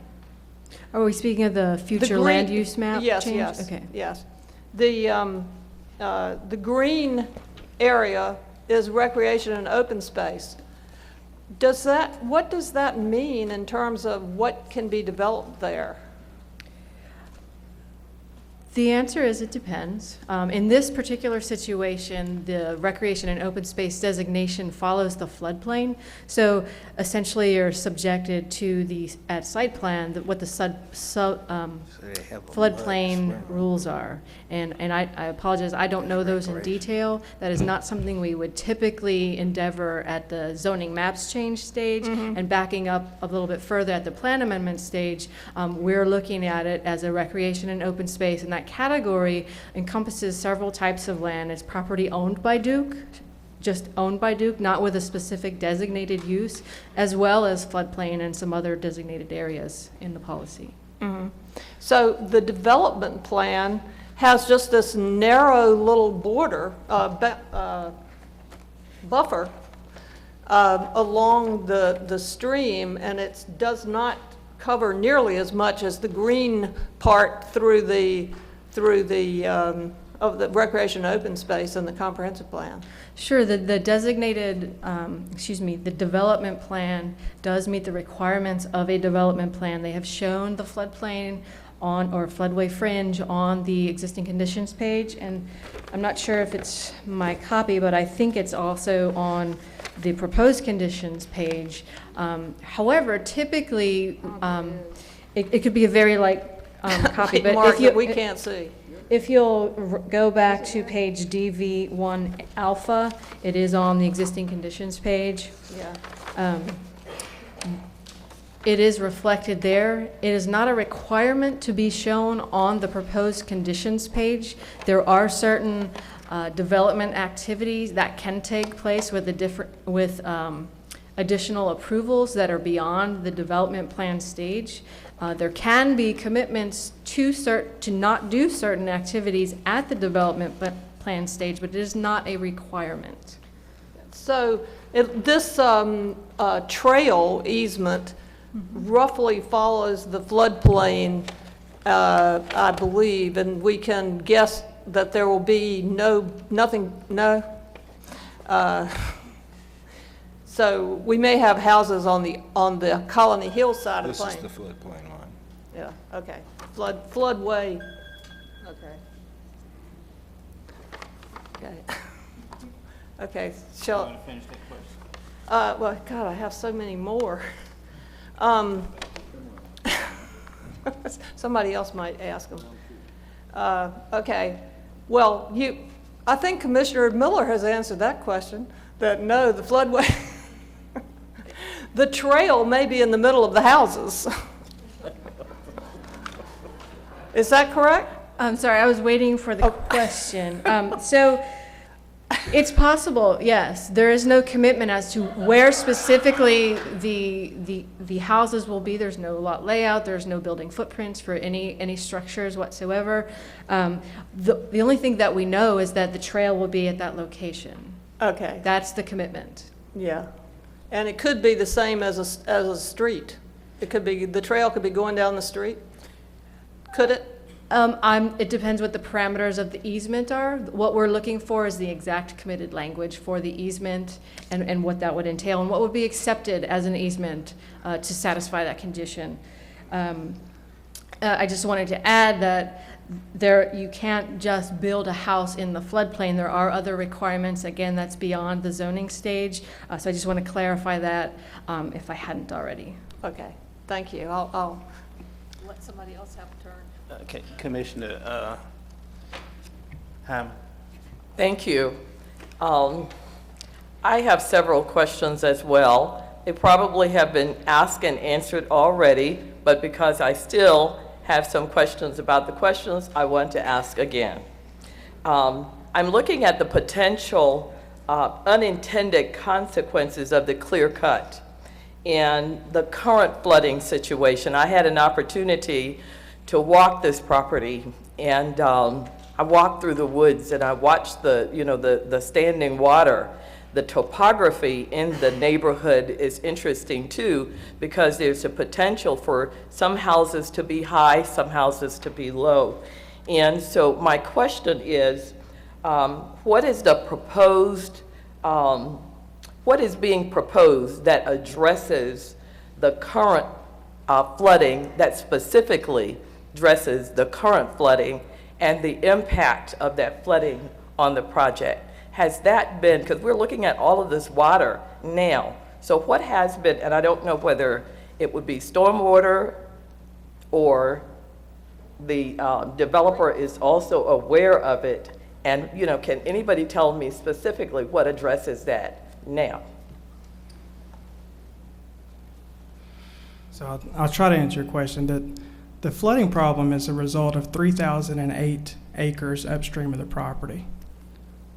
That's a fact. That contributes to the floodplain. It's 3,008 acres per the FEMA maps. So this 30 acres or so of development, I don't think it will I mean, that's not causing the flooding. That's the only way I can address that. I mean, as Jennifer stated, at site plan, if staff determines that a 100-year analysis is required, then we have to do that. We have to do what the ordinance requires and what staff requires. So that's all I can commit to is again, Durham stormwater standards are very strict. The state is trying to change some of the stormwater standards, and Durham has basically said, sorry, we're going to keep doing it our way. So we have to comply with those standards. This development plan is identical in commitments and the level of detail of, I think, about every plan that comes before this commission. All I can tell you is we're going to meet ordinance requirements. And as I indicated, you know, I'm concerned about unintended consequences. Thank you.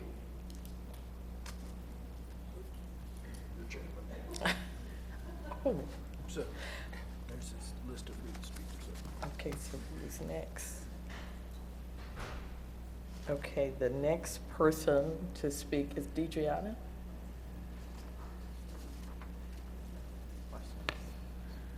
I really wanted to address the neighbors and saying that on both sides, I can understand the contention and that if there were a comprehensive plan in place for this area, this might not be the case, where you're trying to battle over whether or not water or fire or traffic is going to be of a concern because it would have been planned out. So I just want to say that this case speaks volumes to that. And then also, just in reference to the affordable housing, I'd love to hear more. If you could tell me about those 5 units and how that would be initiated and what the standards would be around it that you would be holding yourself to. Thank you for the question. And the affordable housing, this is new for me, new for Pulte. It's a new thing. It's been a lot of conversation during about affordable housing. A lot of the articles I read about affordable housing are tailored towards urban environments and areas near train stations, high density locations. That's where we want affordable housing. But school teachers and teachers and police officers and whatnot, they also like to live in the suburbs, I'm assuming. So this project is providing 5 affordable housing units, basically in the suburbs.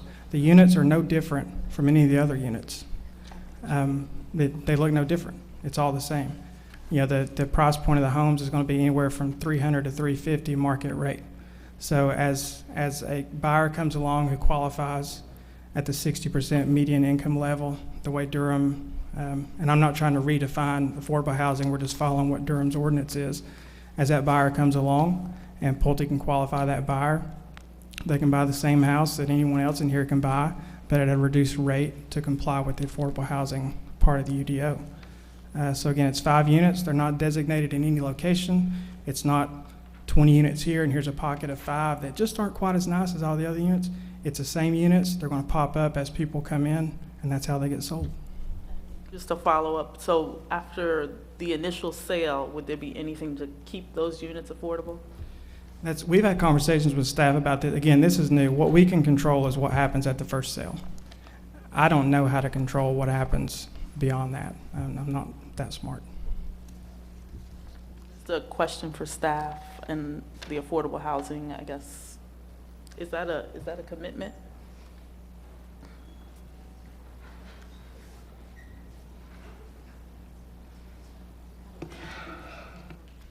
So we're a little bit new at this too, Ms. Freeman, but we would think that this would work similar to any other deed restriction. Potentially, the property could have a deed restriction that would follow it in perpetuity. We're still learning about this process as well, especially for proffers that are not necessarily part of our housing affordable density bonus. So, yeah. Does that help at all? Okay, thank you. Through. Commissioner Batsky.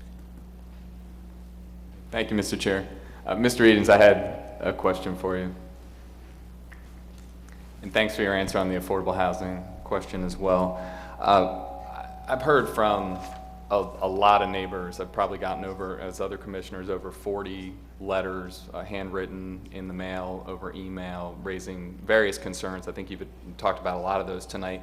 You talked about this very briefly, but I'm not sure I understood what you were saying. One of the concerns that continues to get raised is that this is not compatible with the existing pattern of development, that it's not a gradual transition. And so I wanted to just hear your thoughts on how you would respond to that concern. Basically, it's an abrupt transition, especially by having a dense set of units. The one woman talked about, she would look through the buffer, but she would see 4 units to her unit, essentially. And 5. I guess abrupt, it depends on how you define abrupt. I mean, to me, 2 units and 4 units, that's a very reasonable transition. Again, that is the transition. If I was trying to transition to townhomes, I would put 4 units an acre adjacent to Colony Park and then transition up to 6 to 8 units an acre for townhomes. And again, the 5 homes in the rear, there is a 30-foot buffer that's been proffered along the property line. The code requires a 0-foot buffer between single family and single family.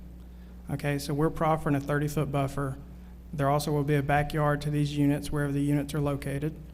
So you're going to have some distance there. But as far as the transition goes, in my opinion, and I'm obviously biased, but in my opinion, this is not abrupt. 2 to 4 is not abrupt. It happens all over town. Great, thank you. I have 2 questions for staff as well. The first is on the affordable housing, and just as a follow-up to Commissioner Freeman. So, and I appreciate we're learning how this all works. You were saying, Ms. Smith, that you thought that this would work as a deed restriction, and I'm not trying to put you on the spot, but how would that be decided, given that this seems like this is still new murky territory? How do we know that if this moved forward, that would actually be the case? So again, they're proffering this they're doing this voluntarily. This Yes. is not an ordinance requirement. Right. Oh, I'm sorry. Can you hear me? Okay.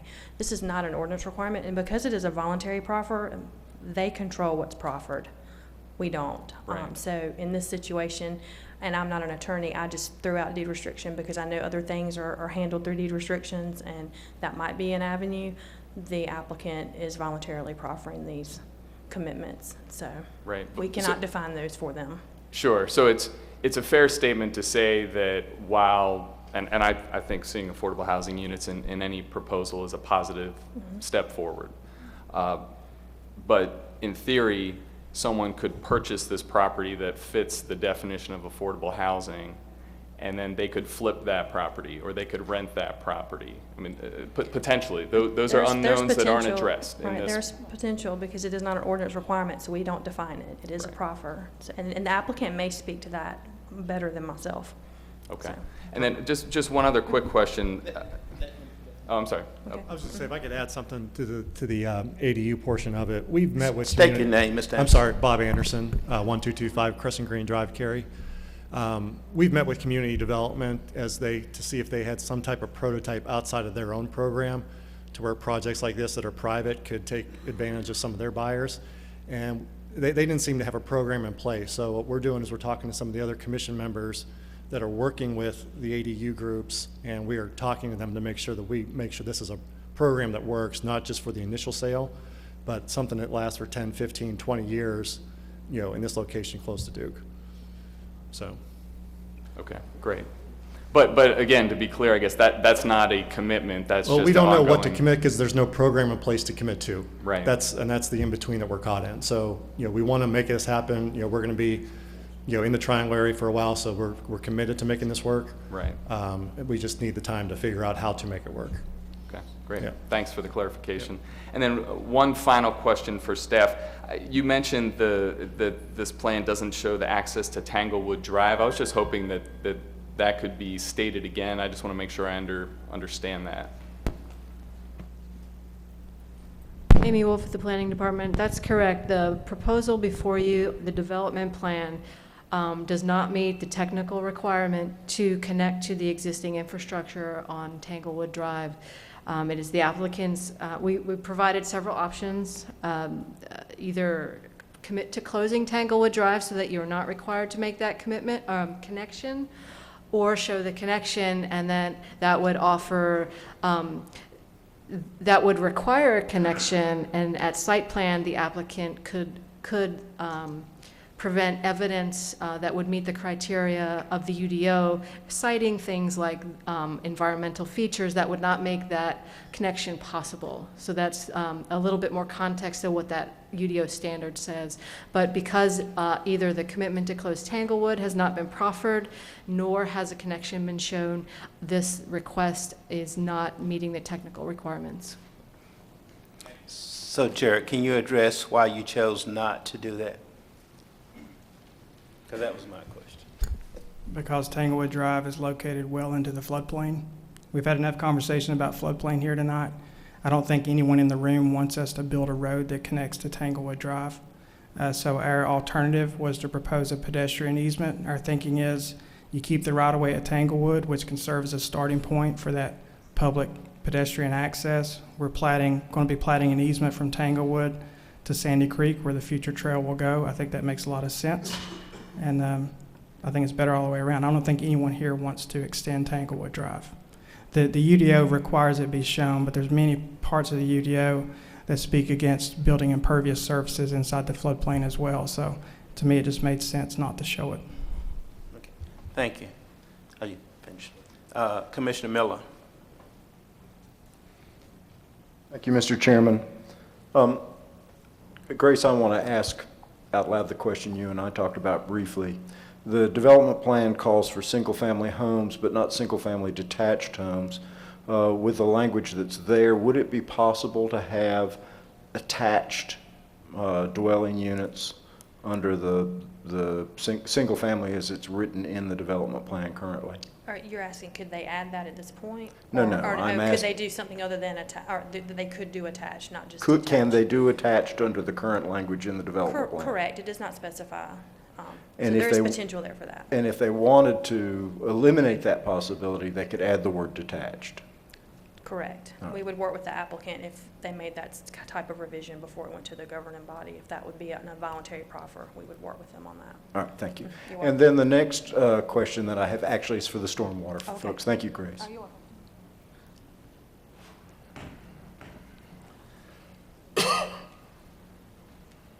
Yes, sir. Is there anything in our ordinance that would prevent them from putting their stormwater mitigation inside the 100-year flood line? Well, let's just say if we found that they needed to detain the 100-year flood on site, you can't detain that very well if you're in the floodplain because your device is just going to be swamped with water. So, we would have to see how things fell out, but.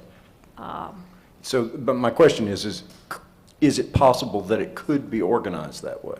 Well, it's possible to locate a stormwater device in the floodplain, yes. Not in the floodway, but the floodplain, the 100-year. Thank you. And the next question that I had is along those same lines. If someone did position a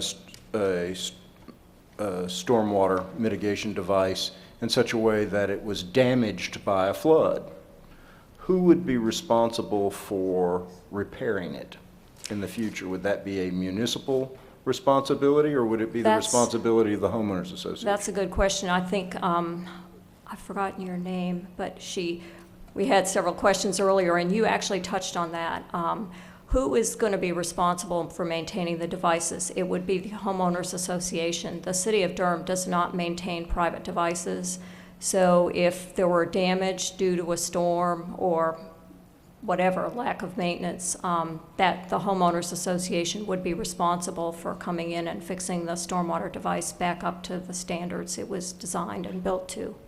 So there's no bonding or anything like that? Well, they have to put up a security. Everybody who's owns, so to speak, one of these stormwater devices has to put up some type of surety. Now, in the case of a private residential development like this, the city maintains a stormwater replacement fund, and they're required to pay into that fund, and that fund is basically ready access to cash for them.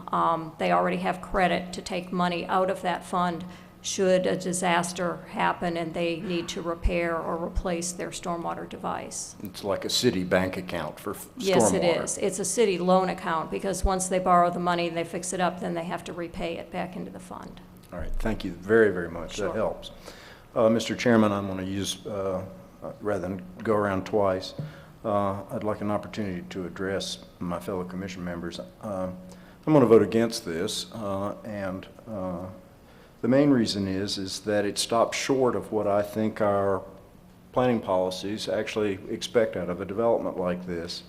This is a PDR. A PDR is supposed to have a development plan. A development plan is an opportunity to add essentially site-specific regulations to a development to make sure that we're meeting the planning goals set out in the comprehensive plan.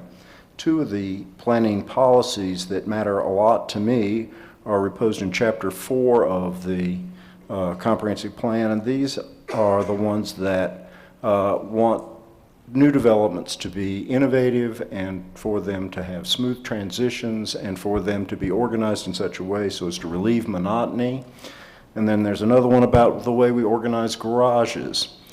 And we could use, if we wanted to, development plan commitments to address these planning policies. But this development plan doesn't have anything in it at all. It's essentially blank and silent as to those points. And because those things are missing, I can't support it. I think that this development plan could provide, with commitments, a smooth transition from Colony Park to the center. In other words, we could organize this development plan so that the number of units that are up against the Colony Park units is smaller than what could be built there under a blank development plan. We could address this issue, but we're not. And because we're not, I'm against it. If I can finish my comment. Okay, you still have time. That was All right, thank you, Mr. Chairman. We could include stormwater commitments in the development plan. We could cite them and we could locate them so that we wouldn't have these open-ended questions about whether or not approving this rezoning could result in the unintended consequences that Ms. Hyman expressed some concern about. So there's a lot we could do in this development plan that we're not doing, and because we can do it and we're not doing it, I'm going to vote against it. I believe that you could put 126 single-family dwelling units on the buildable portion of this property with good design, good new urban planning principles, in a way that you would like it, you, the neighbors, would like it. I think we could do it, and I have in mind the case that we had just before Christmas where another developer was proposing actually greater density in an area that is in an existing neighborhood where, after working with the neighborhood and coming up with design commitments in that PDR, the neighborhood came and spoke for the development, high density, better transitions, addressing a lot of the questions that you have.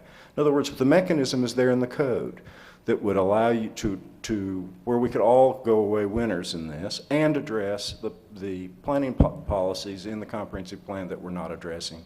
So until we get a development that does that, I'm going to vote against this one. And I'm going to use the standard, not just here, but in all PDRs that come before us. Blank development plans and PDRs, in my opinion, defeat the purpose of having PDRs. Thank you.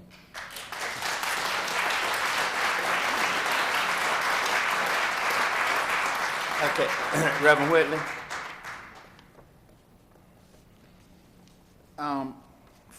For the record, I'm passing a brochure, the brochure that was spoke about earlier, so you can see what these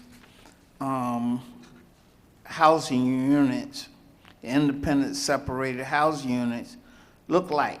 And if you can tell me that they look any different from townhouses, I will vote with you.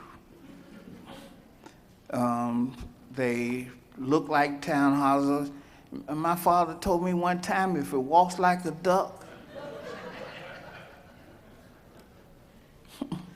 it cracks like a duck, it's a duck.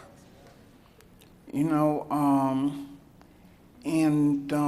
I think we're being misled. The to think that this is anything other than houses with small spaces in between.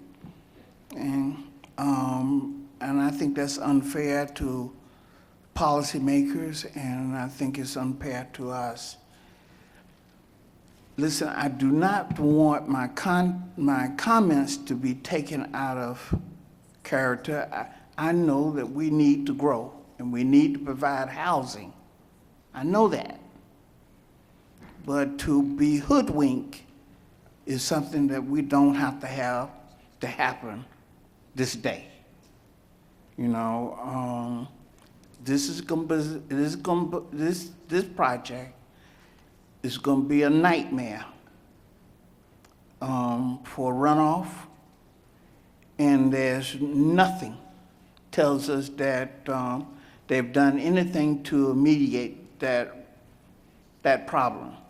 In fact, they took the retaining pond off the map so that we wouldn't think about it. And the idea that they wouldn't build a road, right now, they are already as far as they can go on surface, imperative surface. So if they build a road, that would mean they would go over the amount of space that they have. And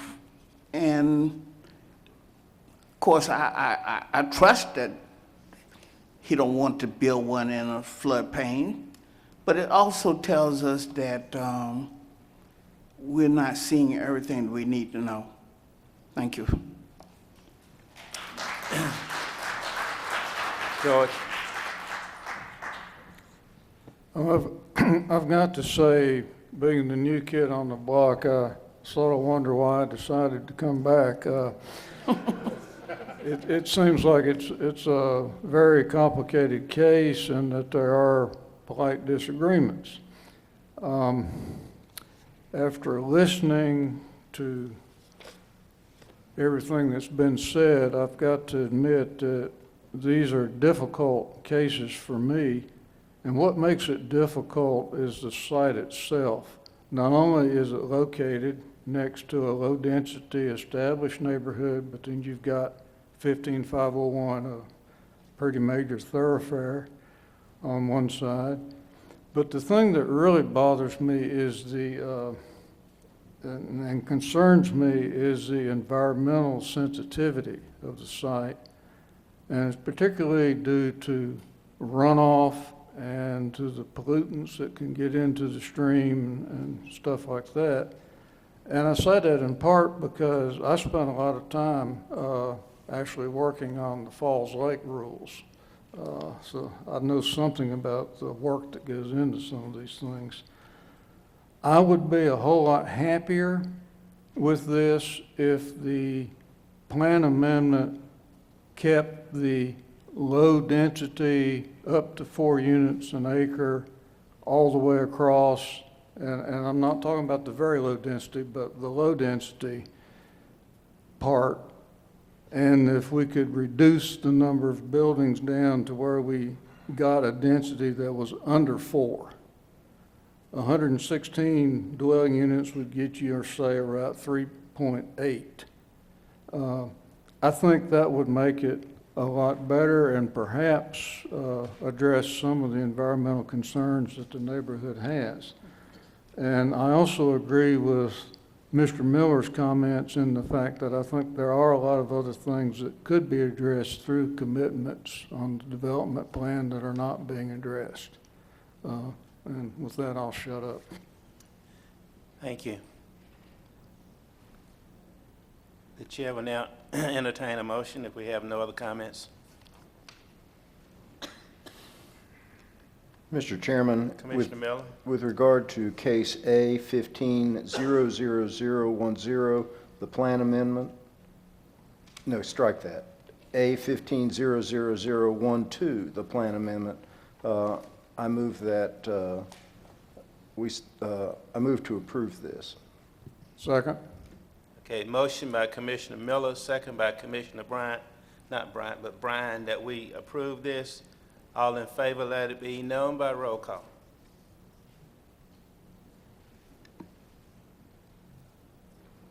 Mr. Busby? Mr. Brine? Ms. Freeman? Mr. Ghosh? Mr. Harris? No. Ms. Huff? No. Ms. Hyman? No. Mr. Kenshin? Yes. Mr. Miller? No. Mr. Riley? Mr. Van? No. Mr. Whitley? No. Ms. Winders?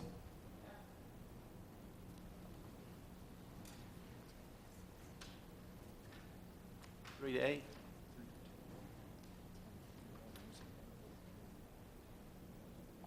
Motion fails 10-3. 3 to 10. 3 to 10, I'm sorry. Okay. Now, before we go on to our next case, the zoning case, okay.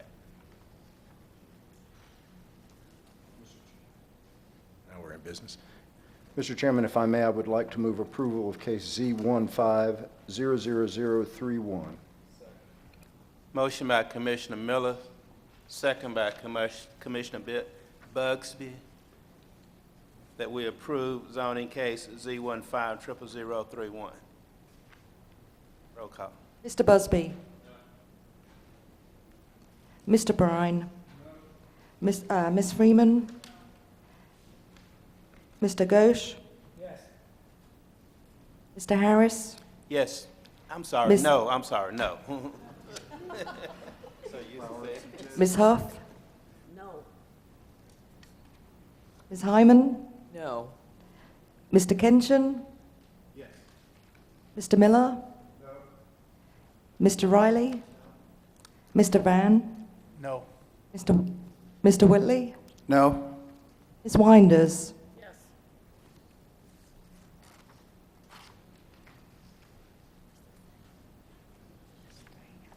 Motion fails 3 to 10. And as I was stating earlier, let me apologize for not introducing the new member to the Planning Commission, but he's not new to the Planning Commission because he has 14 years of experience. He has more time on the commission than the rest of us combined. Mr. George Bryan, welcome back. Thank you. Okay, now we will move to item number 6, the plan hearing for zoning map change request for West Point at 751 revision, Z150027. And thank everyone for coming out this afternoon.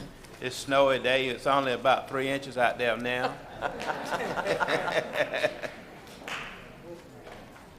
Let's take a 5-minute recess while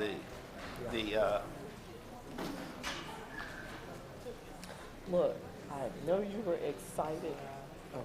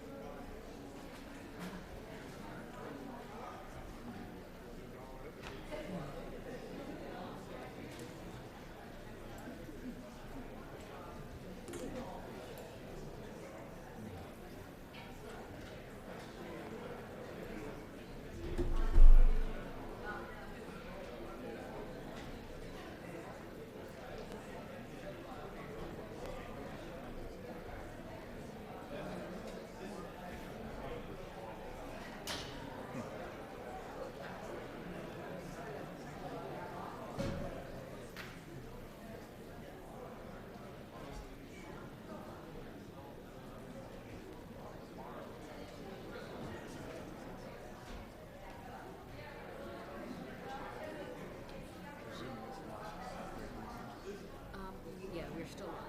We're still on. We will,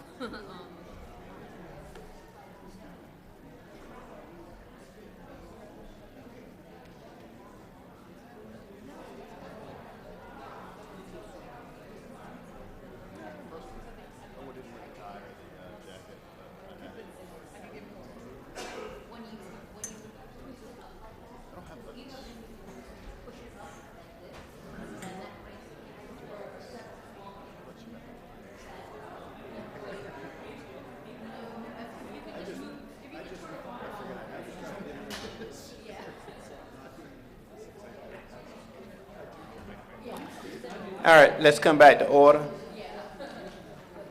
Commissioners, let's come back to order.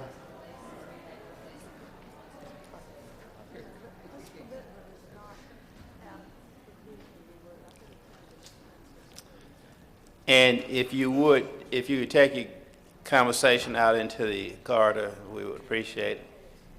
So we're going to vote against this one too?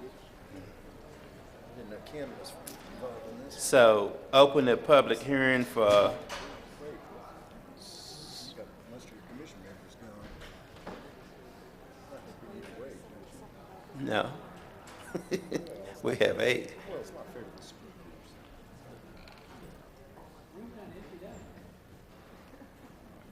Here they come. Who else we missing? George.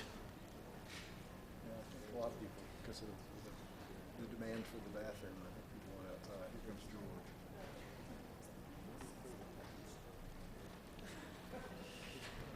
We're cooking with gas now. There's George. It's just, where's Riley?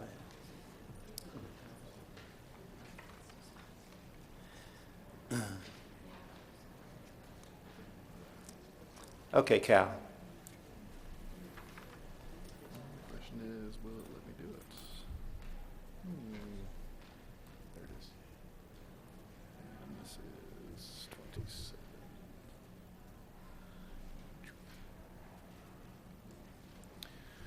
Good evening again. My name is Kyle Taylor, and I will be presenting zoning case. Sorry about that. Good evening again. My name is Kyle Taylor, and I will be presenting zoning case Z15-00027, West Point at 751, revisions 3. The applicant for this project is West Point at 751 LLC. This project is within the city, and as you'll see on this slide, it is a CCD zoning district proposed to go to a CCD zoning district. That is because this is a modification of an existing development plan that will play into several of the slides and also the development in a fairly significant way. The total acreage of this site is 17.36 acres. The proposed use for this is to amend the existing development plan to allow for office and restaurant uses on PIN 071803135216, also known as Building Envelope B. This site is located in the suburban tier at the intersection of I-40 and NC 751 at the terminus of Renaissance Parkway. This intersection is the western terminus of a 2-mile regional commercial corridor that is bounded by U.S. Army Corps of Engineers land on the west and Southwest Creek on the east. Uses in the area include commercial and residential. This project does meet the minimum requirements for the CC zoning district. This site is highly developed. There is a stream and a stormwater detention pond located on this property. This is the proposed conditions page that I mentioned earlier. This is a modification of the existing development plan, so the only things that you're seeing on this is the actual things that are changing on this plan. Everything else is grayed out. The area to focus on in particular is building envelope B. They are proposing the general location of that building envelope B, but most of the requirements are being met by the existing development plan. Like I stated a minute ago, most of everything from this plan has already been met with zoning case Z08-00031 and Z12-00011, except as shown, and those are the proposed changes. The graphic commitments for this plan are the location of building envelope B, the uses associated with envelope B, and the general location of buildings over 35 feet. All text commitments for this project are to remain the same as previously approved, with the exception of commitments 6 and 7. 6 and 7 are both on this slide, on the staff report, and located on the cover sheet of the development plan. All design commitments are to stay the same as previously approved in the previous cases. This project is located within the appropriate future land use map category, and therefore is consistent with the future land use map. This project is consistent with the comprehensive plan and adopted policies.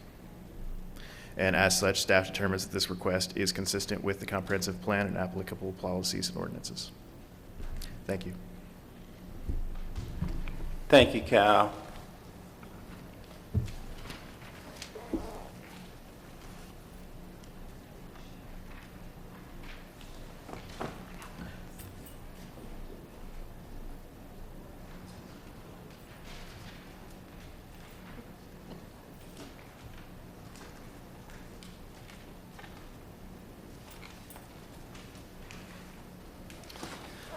I have one person signed up to speak. Attorney Spaulding.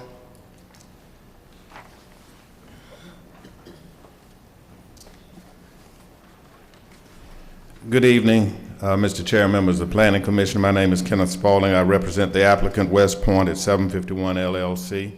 I'd just like to say this. This particular development is basically built out. It's located where people know as, what's the name of that restaurant? Bonefish. Bonefish. And so we've already had the development built out except for this one parcel. And what we're seeking to do here is to have it changed from just hotel to office, restaurant, and or hotel. So we just wanted to ask you tonight to consider that. We'll meet all the comprehensive plan and all ordinances that you have. We have here with us the developer to answer any questions, as well as planning staff, as well as Ronald here, who's with traffic. So we thank you very much for this opportunity. It's been a very successful plan. We've met with the residents, neighbors, no opposition. And as a matter of fact, when we got the initial plan passed, the residents were here in favor of it as well. It's a very walkable area. You know, they have that Aldi store there, and neighbors and all are very happy with the development, and we're happy with it, and we hope you and Durham's happy with it. Thank you so much. Thank you. Are there other members in the audience wishing to speak to this item? Are there other members in the audience wishing to speak? If not, we will close the public hearing and bring it back before the commissioners. Do I have commissioners wishing to speak? Do I have commissioners wishing to speak? No one wishes to speak. The chair will entertain a motion. I move that we recommend approval. Second. Moved by Commissioner Bryant, second by Commissioner Miller, that we approve zoning case 150027. All those in favor, let it be known by raise the right hand. Is that okay? Because I think it's unanimous. Motion passes 13-0. Okay. And all those opposed, okay, good. Okay.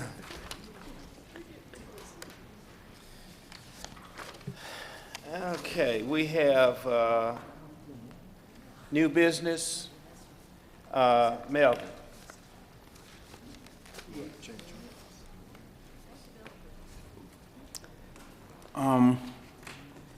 I mentioned at our last meeting that we allowed development to take place without adding affordable housing, and that was not reflected in the minutes.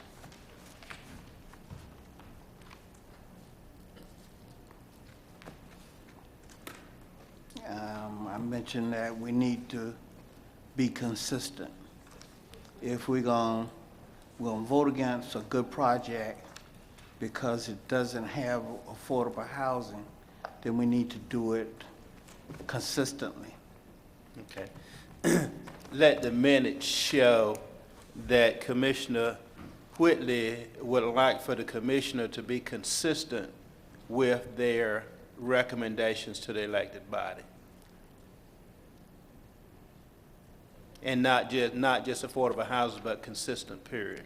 We can add that to the record of the last Okay, meeting. thank you. Thank you, Commissioner Commissioner Whitley. Commissioner Winders. I would like to respond to that because I feel accused and some might say guilty, but after thinking about it, I don't feel guilty about it, that it was not inconsistent because that development did make a sort of informal commitment. He came up and said, we're going to put affordable housing in there, but it's no point in writing out the commitment. We're going to put the affordable housing in there at the council stage.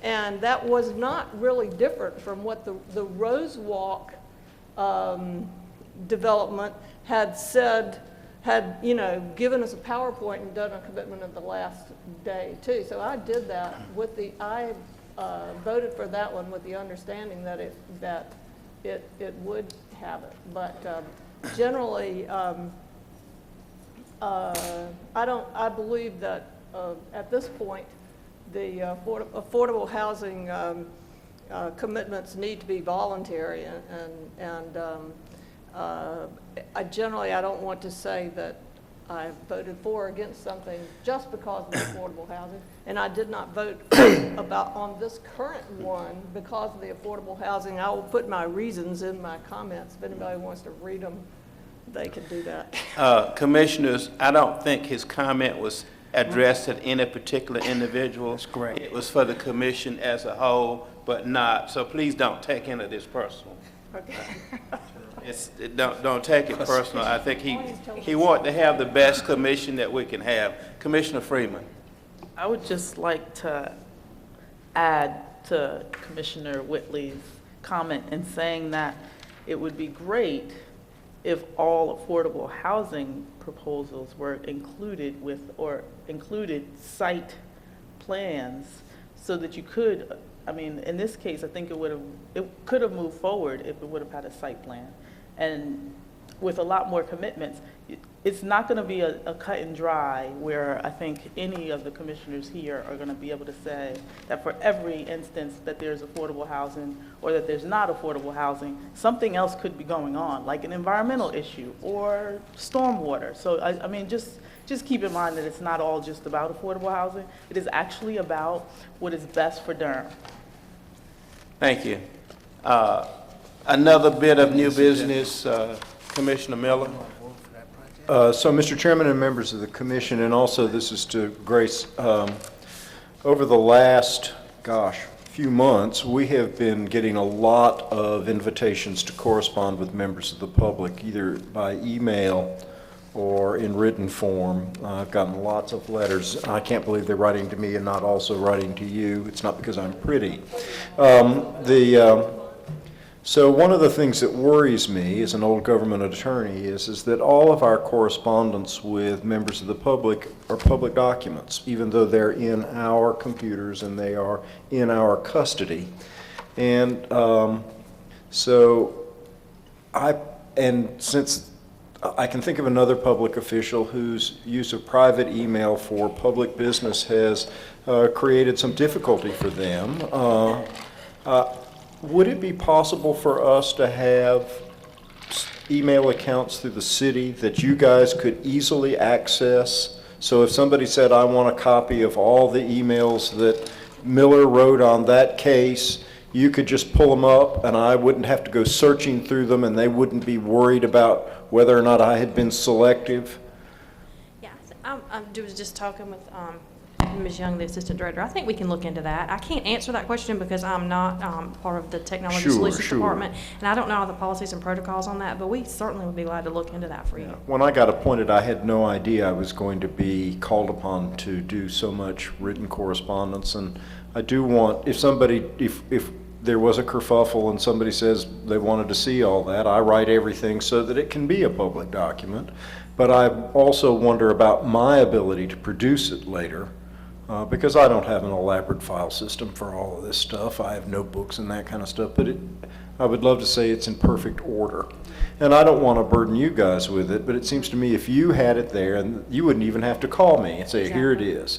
The other thing is I find that I'm writing letters from time to time, and I put on there that I'm a member of the Planning Commission just without letterhead. would it be appropriate for us to have at least a style that we can print from our own computer that would all be the same, that would indicate that our correspondence is as a member of the Planning Commission, because we're government officials. I don't want the city to go to any expense. I don't want them to print up any paper. But this notion that there's a way of saying we're commission members, and maybe even having something that's uniform that we could all put at the top of a written letter. Am I the only one that's writing letters, and is this an issue? Okay, I'm the only one, so I'll talk to you later about it. We can discuss that, and certainly if the commission wants to discuss it further and we to talk about it as a group and you decide on some kind of format or template, we can discuss that further and see where that lands. Well, that's all I had, Mr. Chairman. No need for immediate action. George? Just a brief comment on the letterhead. At one time, it wasn't the Planning Commission, but the Durham Open Space and Trails did have a letterhead that had, Durham Open Space and Trails on it, and then it had a list of the members down one side. And they still do, and that might be an easy enough thing in a Word doc. Well, I'm on another board, and we have a letterhead that we develop ourselves. The city did not do it, we just developed it. So, and we yeah. have all the members listed on the side. Yeah, I think it's feasible.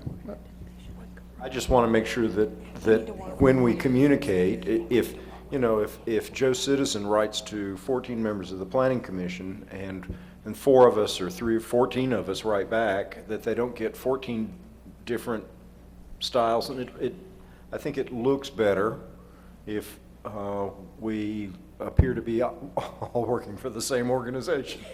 Sure, we can certainly look into that and let us do a little bit of research, because we have a style manual here at the city and we have lots of formats already, and we could produce something that you could look at as a group and make some decisions on versus you guys trying to do it yourselves. Okay, and that's a good segue into the training that you have scheduled on April the 5th. The 5th? The afternoon of the 5th. I've heard from a few people, so. Okay. Now, what we'd like, can everyone attend that training on April the 5th, and it's, the time frame? What day of the week is it? The 5th is was that a Tuesday? I believe it was a Tuesday off the top of my head, Ms. Huff. I believe it is a Tuesday afternoon, 1 to 5. Oh. And I have heard, I think, from 4 or 5 of you. Who's coming? Yeah, I'm coming. Please.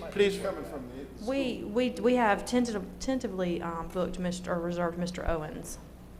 Okay, can we have a show of hands of people that plan to attend it right now, if you have plans to attend? From 1 to 5? 1 to 5 on the 5th of April. Okay, those who cannot attend, let me see those hands. Those that are not able to attend. Huh? Yeah, I'm going to look into it. Okay. So we have 3 that possibly don't know, and maybe the rest of you are pretty sure. So that's a fairly good count. It's a quorum. Well, Spring break is. the sick member. Mr. Gibbs wrote me back and said if he was able, he would certainly be there. He did. Okay. He did respond. Well, I'll talk to you about it. Sure. Can you tell us what's up for next month? I can tell you what's up for next month. Next month is going to be, you're going to have all of the cases that came before you in January for the compact neighborhood tiers. We'll be back next month, and that is all you will have. You will have the 5 compact neighborhood tier public hearings and the policy update public hearing. Okay. Mm-hmm. David? Yes. Yes, ma'am. I have a question. The maps and so forth that we're getting some of them are illegible. Is there something we could do that could be done to make them better? Is it the context maps, or is it all the maps, or is it just It's certain ones? It depends. It's the site plan, the development plans. The development The font plans. is so Okay. small you can't see. Right. So Well, I and noticed it's that myself smeared. tonight. It's the print on the development plans is very small. We can work on that and try to figure out something. We may could send you a digital copy that you could view at home and enlarge, but we also could look into, I don't know, I can't commit tonight about our printing capabilities, but we can look into making them larger for you. Well, can you put them online? Oh, yeah, they are actually They are online. online. They are, and can make them larger online, though. So that's an option, too. Look at George. It's a magnifying glass.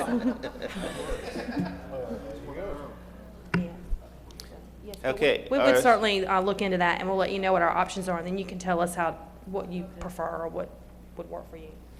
Okay, and I need you guys' help. For whatever reason, if we can't settle a case, if we would recommend continuing it rather than dismissing it any other way, it saves the planning department a traditional amount of money because they don't have to re-advertise, yeah. So you guys just remind me when we have to do that, just do a continuance versus Chair disposing Harris. of it the other way. I just, also, just as a point, I think we did open and vote on the policy update, and I think we might have extended that out 60 days.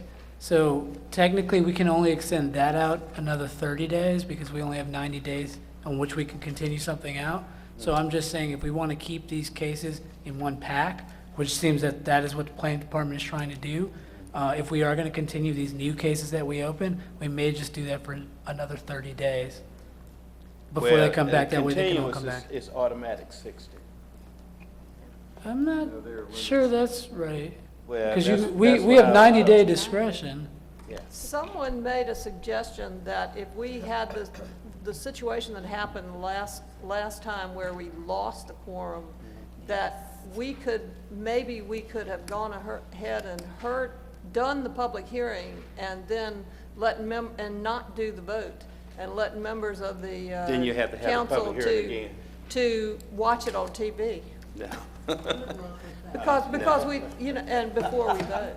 No. I think the thing to do is Yeah, the thing to do is to be here. Okay, does staff have anything else for us?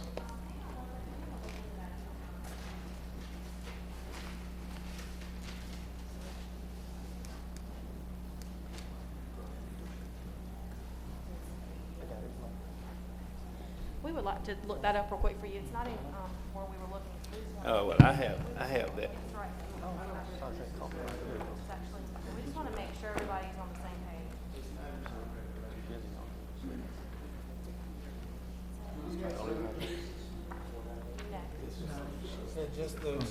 Mr. Chairman, on the subject of correspondence, if this has been covered before, I apologize for bringing it up again, but last time I was on the commission, we had the question come up about how long we as commissioners should hold on to our correspondence in case some request came in for it. The answer that we got back from the city attorney was 3 years. So.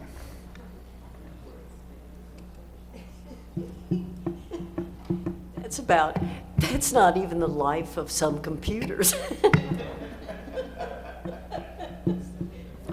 Yes, I know. When I got my new computer and tried to move the old email, I completely wiped out the file. They can go up to 90 days, but it doesn't say, it's not an automatic 60. You didn't see anything under, did you? Okay, so based on what we have found on our little sidebar research here, it's not in your rules of procedure, but the Article 3.4 of the UDO does address it, and it does say that the Planning Commission shall make its recommendation within 3 consecutive regular commission cycles. So you have 90 days, like Mr. Ghosh was saying. It does not talk about in what kind of types of increments.